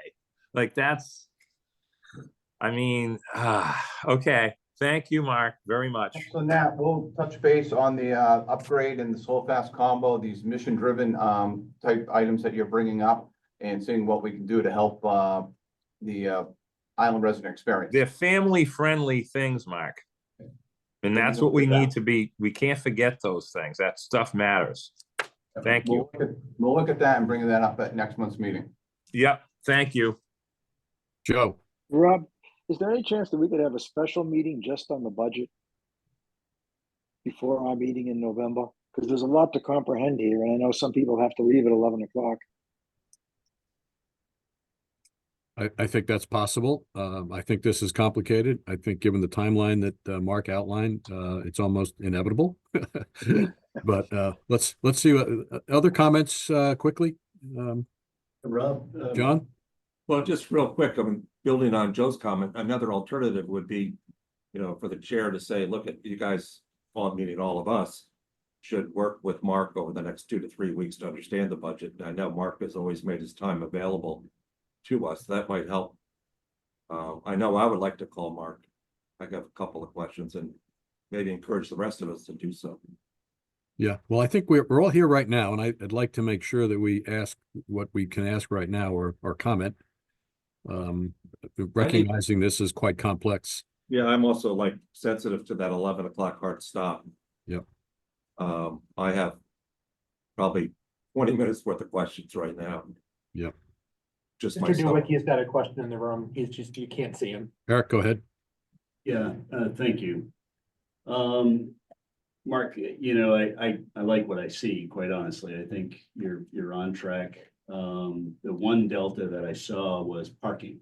And in line with what Nat is talking about, in order to offset some of these excursion opportunities, can you increase the parking rates? The parking rates, you know, when you're looking at, you know, Falmouth alone compared to what you would pay for a day rate in Boston, there's a $10 to $20 delta there.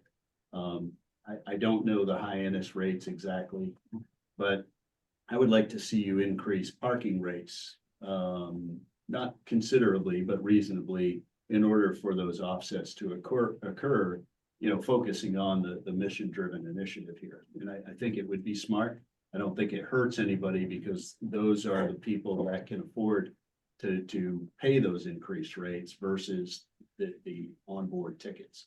So we'll look at, so right now we're proposing the Falmouth parking to go to 23. We can look at what the impacts of going to 25 would be, and then also look at the Hyannis parking on daily fees in the summer, and then see if there's items that we could give back to your point, Nat's point. Like one thing that comes to top of my mind is the medical rates, for example. Yeah. Can we not increase the medical rates where those are people who have to travel, not by choice, but necessity, things of that nature? Yeah, I think if you focus on mission, you know, and deliver on mission, these are the ways to do that. And then suggestion to Mr. Cale's point, I can make, reach out to each port council meeting and have a follow-up and go over, block out time to come in person and go over all these line items one by one and go over it prior to next meeting. Real quick, just as a reminder, I think you need to do that one-on-one and not with any 100% multiples. From a sunshine. I guess my question, I have a question, can we get 15 minutes out of everybody? Additional 15 minutes right now to try? Yes. It might make the bet, I mean, I'll try to change my obligation here. And I think we're here. And if we can at least get to a point where we kind of constrain, is that okay? Can everybody else give it? Me, Mark. I mean, Rob. Pardon me? That's okay with me, Rob. Okay, great. Other comments, questions? I guess I'll chime in and, you know, I'm not quite ready where Eric is. I'm not ready to be talking about the rate adjustments until I'm really comfortable with the numbers. You know, I think the expenses increase is extraordinary. I need to be sure I totally understand that. I don't know that we've ever had a $15 million expense increase in a given year. It'd be interesting to know how this is contextually. And I don't know what our current burn rate is, but you know, do our costs suddenly go up January 1st? Because we're nowhere close to the numbers that are being presented for 2025 in 2024. So I guess those are the things I need to feel comfortable with. And if I can, I'll tackle some of it in a high level. This is the largest rate increase. I'll just come out and say it. Let's just rip the bandage right off and talk about it. And the biggest driver on the expense side is the payroll expense that we're talking about. Now we're looking at the payroll expenses by keeping extra ABs on the boats, training them, for example, to become pilots and captains. That's a real cost. Off the top of my head, I think it's $500,000. I'm just guessing, but I can get a firm number on that. We're looking at wage increases that you're probably looking, that some of the first contract we settled, you're looking at a 10% wage increase in year one. So, you put that, you factor that into other agreements that, you're looking at that's $5 million right there alone without any additional payroll numbers, roughly $50 million. So doing quick math, you're at $5 million there before talking additional ABs, training expenses, taking people, paying them to get trained to learn these systems. You're looking at the IT where a lot of these positions where they were on the lower end of the scale as far as technical skills, putting in data management people, database management people, programmers, higher skilled levels. Well, even though the hours aren't going up, the skill level is going up. And all of these expenses, you look at the big things that we're talking is maintenance, you're looking at IT, and you're looking at payroll expenses. These are all investments trying to improve the operations. That's the goal of these items. Factor that in. I think we understand that. I guess one of the things that the underlying question I have is, at some point when you raise prices, you actually don't generate more revenue because it's not elastic.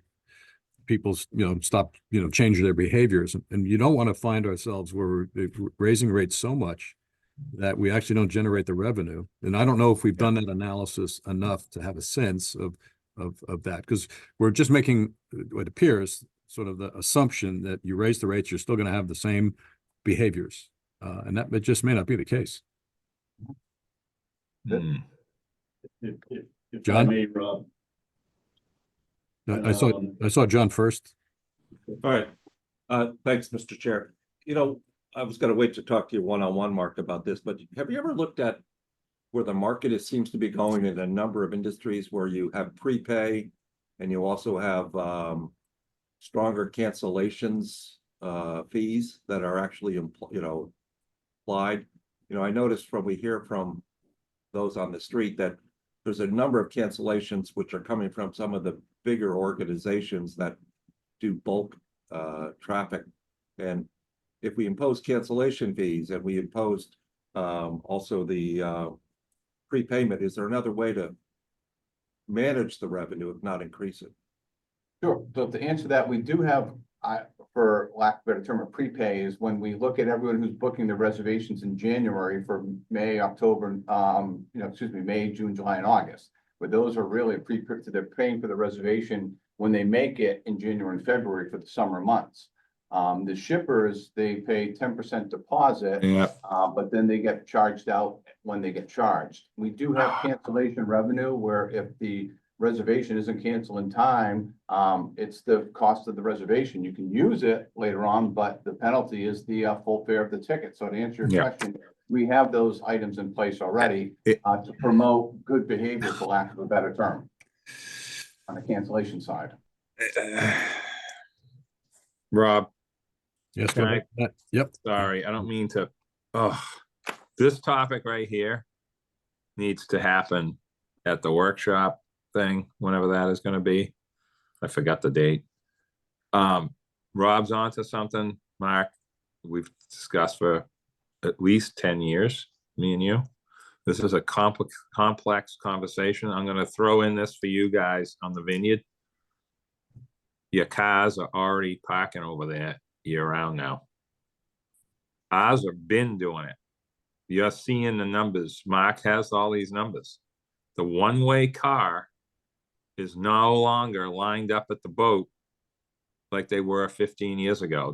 They're still at the boat, but they're nowhere near the full number of vehicles coming there on the boat that they used to be. Otherwise, we wouldn't have enough boats.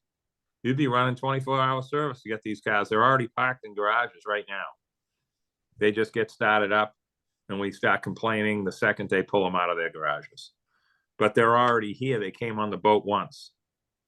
So we're squeezing money out of the same stuff, Rob, to give you the fast non-college graduate answer.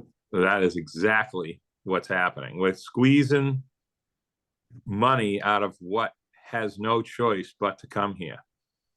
And all the other income that Mark's talking about is something that, you know, when you guys got appointed on the Vineyard, you guys, when you first started, I talked about that. In fact, one of you brought it up to me and said, what does it mean? And I didn't even want to give you the answer.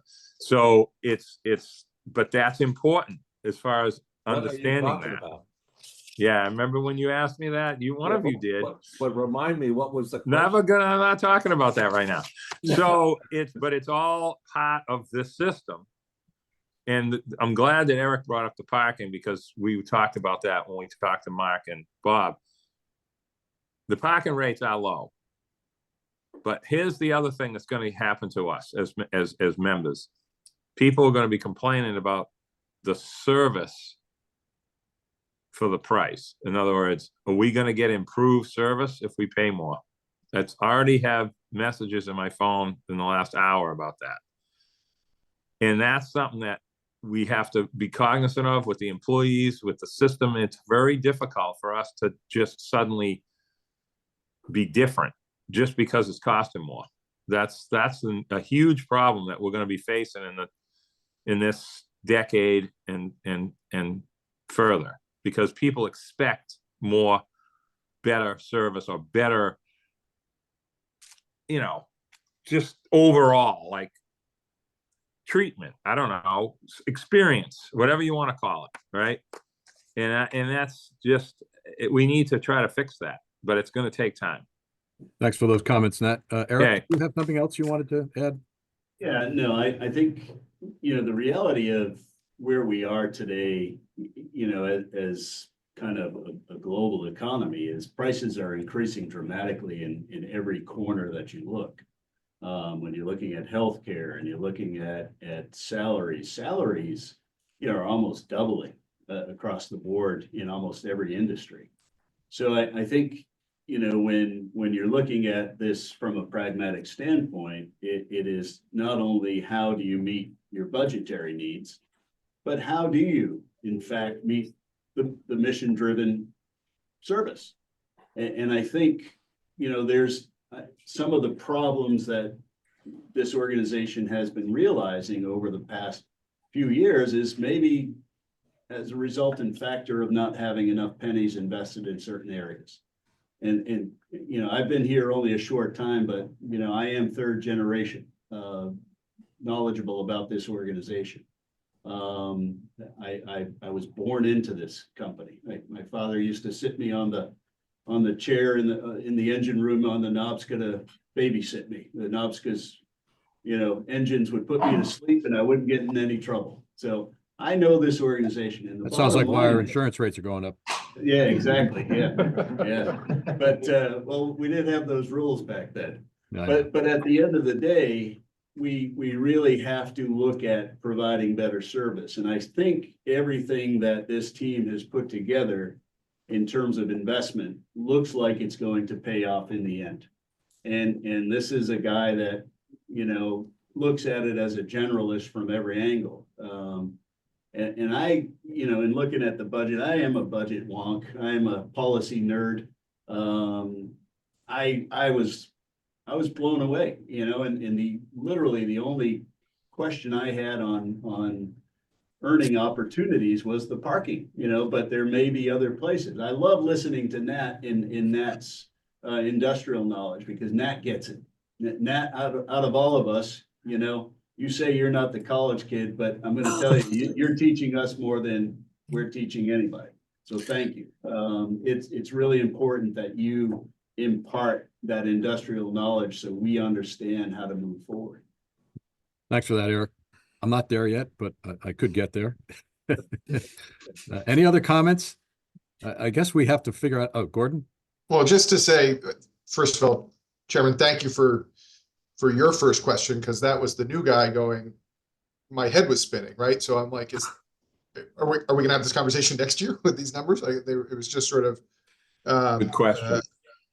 Eye popping for me, right? So I'm glad I wasn't an outlier on that. But I will also say Mark's response to you explaining how the investments in personnel, right? Because that has revealed itself as a significant failure point, right? This season, and the idea that that we're investing in the staff and in the personnel for that reliability and all of those other things. There's a lot of messaging that's going to go along with why we're doing this and how we're spending the money, and that we're not doing this lightly by any stretch if we end up doing it, but we're doing it for the service. Although I got to get my head around the very question of who's actually paying, right? And is this the people that are fully dependent, I think, as you said, on the service versus the discretionary dollar, right? Which, so anyway, that's, I'll stop, but agree that there's kind of more conversation to be had. So how do we like to proceed here? I think there was a suggestion that we have some individual conversation. Yes. And maybe that makes sense. I think it could be that we do that and then sort of see how things land for next month. But if there was some outlying kind of information that warranted some other action, I suppose we could consider that. Yeah. What are people's thoughts? I would love I to agree. see Mark visit with each one of you individually and myself. Yeah, I agree with that. Yeah. And, I mean, and- Mark, John and I, if that's agreeable, we could meet with you together. Whatever you choose. Okay, it sounds like a way forward. And then we'll be as informed as we possibly can be for next month. And obviously we'll have the benefit of the board's discussion on this topic as well. I'll send out invites, Mr. Chair, for availability Okay, great. individually. Thanks, Mark. And thanks for your work on this. We all obviously very much appreciate it. Good job. Joe, Great you have meeting an item under old/new business. Probably don't have enough time to really give it justice. Yeah. I know, I guess we don't. Why don't you introduce it and then we can at least agree how we want to handle? Yeah, this was on communications, and that's been the big problem over here. Just very briefly, there was something that was on Islanders Talk last Thursday when the Nantucket didn't run, and it's a person that I happen to know who came down to the boat at 7:45 and found out it wasn't running, even though she checked online before she left her house. At 8:12, she got a text saying that the 8:15 boat wasn't running. Why wasn't that text out sent earlier? I got the same text at 8:12. There should be better communications, and that just proves the point where she had made reservations at a veterinary clinic to have her dog serviced. She then went in standby, waited for 2 hours and said, I've had enough of this, and went home. And there was like, at that point in time, when I printed this out, there were 57 comments. How many people do work in communications, Sean? I have myself and two marketing and creative specialists. Is there any way that one of them could be put on each day when there's a problem to make sure that these notifications get sent out earlier? Well, part of the issue is that my department doesn't do the cancellation of the trips. Those cancellations are generated at the terminals. And Well, I understand that, but can't they get it to you so then you can put it out to the public? I mean, there should be some communication system that you know. I guess I'm not sure beyond, I mean, the text and the email cancellations is the communication system. So if there's a systematic problem where we know there's going to be an issue for multiple trips, then I put an alert out on the website and often will mirror that on social media.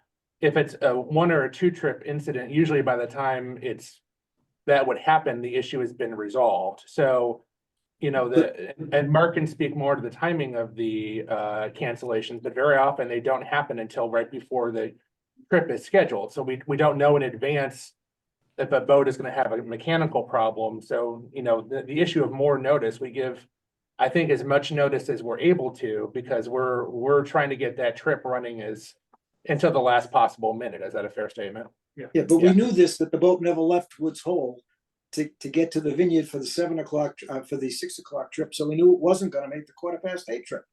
I mean, that was obvious, but it should have been put out at 7 o'clock, not at 8:12. John? I mean, sorry, go ahead, Thank you. Rob. Thank you, Mr. Chair. I think if we could take a step back here, I believe Mr. Salito's original request was to have a sharing of the budget for marketing communications in totality by line item, so that we understood what was being spent for marketing communications, which entails not only advertising, but communicating with the general public. And that's really what the issue is here. So what we'd like to go back to is our original request is, what was the budget for last year? What was it spent on? And then we can talk about how we want to spend that money going forward in Mark's new budget. We've been at this for a long time, and it seems like the same problems keep cropping up. Is people have a lack of understanding of what's going on, and that's just not acceptable. So I would like to see, and maybe you can email it to us beforehand so we can be prepared to talk about it as a group, a detail as to what is spent in the marketing communications area before our next meeting. That would actually be the advertising budget, but yes, I will send that to you before the next meeting. It might be as a budget, but I think you also have to spend, some time working with some other people in the department. Is how much time or money or resources people is actually spent communicating with the traveling public, when they're on the road, not as opposed to. Right. I mean, that's not going to show up as a budget line item. It's a resource allocation with people we have, but I can work something up for you on that. And it involves multiple departments. It's mostly not my department, the things that we're talking about, and Eric had his hand up as well, Rob. Well, go ahead, Eric. Before we move off, Sean, I think in general what we're asking, because we've asked it several times, and if you want, I can talk to you offline a little bit more, but we're not doing a good job. And I think it's just been so long that we've been asking for these things that in order for us to help you and advise you as the dollars spent per dollar on each, occurrence, it would be helpful to have a detailed understanding. And thank you very much, Rob. Eric? Yeah, thank you, Mr. Chair. I think what is being asked is certainly fair and reasonable. Sean, I think, do you have a working group put together for people to help advise you and really start to construct a communications plan? It's been led by Allison Fletcher, because most of the functions that we have been talking about come under shoreside operations. Okay. But yes, Allison has been leading that effort as of late. Are any of these board members on that? No, it's a staff committee. Okay, I suggest having some external participation, just for expertise purposes. If Mr. Chair, if that's something you could help facilitate, both members from the Vineyard have good cogent points, and I think they want to be helpful. I didn't get the sense they want to attack you. No, I'm not, and I'm not taking that as that at all. It might be a good time to, maybe for us to figure out how we help Sean a little bit better here. Yes, Joe. Yeah, I want to apologize for I guess my frustrations, because this past week I've had a lot of people stop me on the street that have been very concerned about not knowing what's been happening. And I know Sean has always been very helpful, and so has Allison. We talk quite frequently, and I know they're trying to rectify the situation. But that's one of the biggest complaints that we have here on the Vineyard is communication. In fact, Sean and I and Bob had a meeting on Thursday. We brought up many years ago, they used to have a chalkboard out in front of the Oak Bluffs dock, and they'd write on there what time the boat was coming, or the boat was late, or the boat was being canceled, or you're going to have to go to Vineyard Haven to get the next boat. And that was just with the chalkboard. And right now, we don't have any of that. And that saved a lot of the agents problems and having to try to do their work and then answer questions about why the boat wasn't running. But again, I didn't mean to, I'm just venting a little bit, I guess. I'm sorry about that. Yeah. Nat, you have something? No, I'm good. Okay. I think they know what's going on with this. There's more than this conversation. And a lot of it is, you don't find out. The captain makes the ultimate decision, and it goes through the poor captain. They have messaging, and then it goes. It isn't just like planned like at 2 hours in advance. That's where the problem comes in. But I do like, one of my things to add to this topic is texting, like the airlines. Texting is better than an email. And I hope with all this money we're spending with IT and these different people who I've completely lost track of who's doing what, but it doesn't matter, is texting has to be at the front of the ability to just send instant messaging somehow. I just don't know exactly how that can happen, but that is important. And I would say including the Highline into it for us somehow, but I don't know if that'll ever happen, but some way to have a solid communication, because last weekend I was asked more times what boats are and aren't running. Like I'm supposed to know every single boat, like in my head, but like that's what happens because people are scrambling to figure out who's running. Well, you got to get Vessel Finder first on our route because you can figure it out by looking at Vessel Finder. But anyway, thank you for your efforts, Sean, on this. Thank you. Thank you. Okay, so how do we want to leave this topic? I mean, it seems like we have a reasonable definition of what we think the issues are from the perspective of the Port Council. And I think it's a topic to bring up next time, but maybe with Sean, you or whomever armed with some of your thoughts on this. It does seem like there's multiple departments involved, and maybe there's a structural element to this, maybe there's a process element to this, maybe there's a technology element. There's a whole host of things that maybe contribute to this, or that would be ways we might help to improve this. So how do we move this to I think I have a sense. I have a strong sense of what is needed, and certainly if anyone has anything specific they want to hear about, they can reach out to me. But I have a charge for next month, so I'm comfortable if you are. Okay. Before next, Chairman, for the next meeting. Yes, John, go ahead. What would be that charge? I mean, could we just get an agenda item that we can all agree on? That seems to be part of the difficulties here. Well, if I may, so I think part of this is that I think what I'm hearing is that you'd like to see what we're spending the money on and what the efforts are. But I think there's the bigger picture, as Rob pointed out, that it involves a departmental, as well as structural in terms of our IT and things like that. So I think we can put something together and have some discussions about that with you and see if that's the once we have something, if that's the direction of where you would like the conversation to go at next month's meeting. Okay, I mean, it seems like there's, the potential for, action plans that are sort of near term and longer term. Near term meaning what can we do now to help improve the situation? Longer term, what can we do to, say, incorporate into our technology upgrades that would provide us, the ultimate outcome, a better system altogether.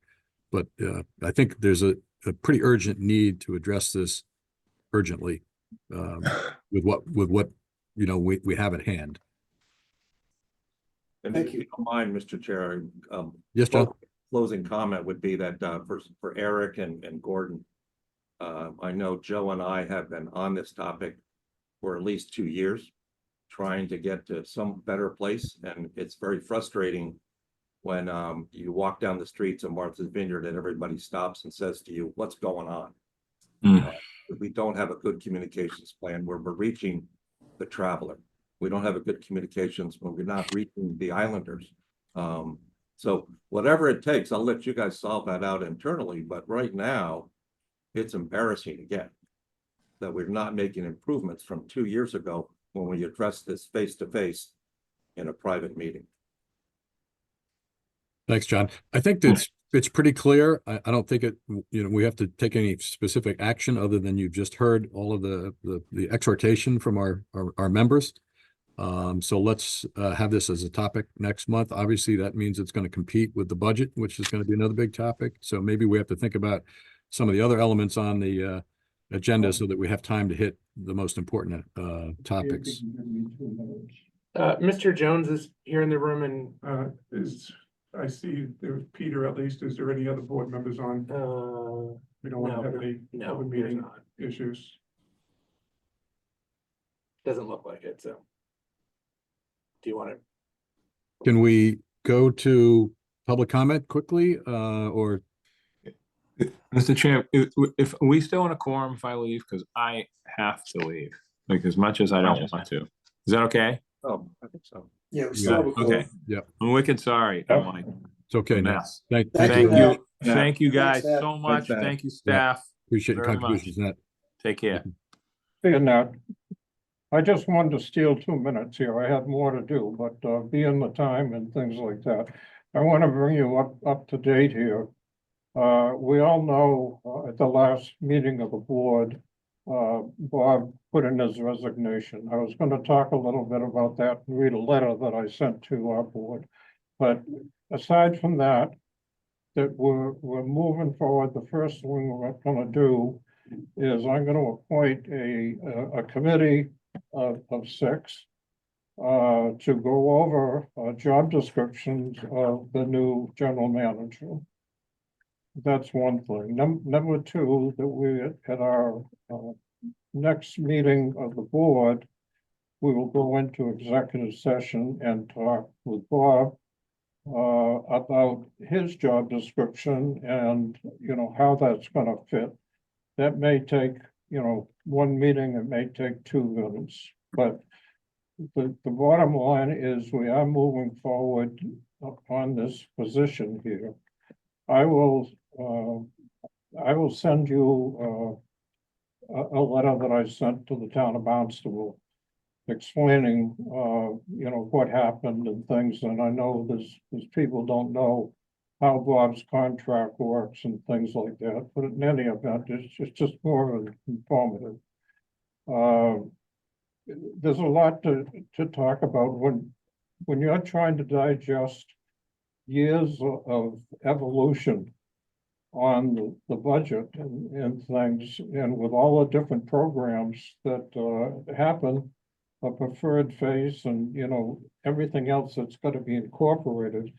All I can say is good luck. I've been on the board between the Port Council and now the board for 23 years. And I can tell you it is not easy. So I understand your frustration. Every time we have meetings like this to discuss the budget, there's a lot of parts and pieces in it. And I think getting together with Mark will certainly help, but it's a long process. And I've never seen such an increase. This is, I'd be careful, Mark. I think your face is going to be on the post office wall. I'm not sure. So in any event, it's beyond belief, but here we are. It's 2024 and going on 25. So that's all I have to say. Thank you. Thanks, Bob. Thank you, Bob. A question, Bob. if you're going to form a committee, I assume it's somewhat like a search committee. Would you want representation from the Port Council? Well, I can tell you right now who the committee is. Oh. Let's wait. From the Port Council, it'll be Rob and Nat. No. Tom? I think that has to take place at the board meeting. You have to do that at the board meeting. I'm making an appointment for a committee. Yeah, I think because We'll find out. Yeah, I wasn't putting you on the spot. I was just wondering what the process would be. And obviously I would argue that we want to have representation from the Port Council. Well, We look forward to hearing.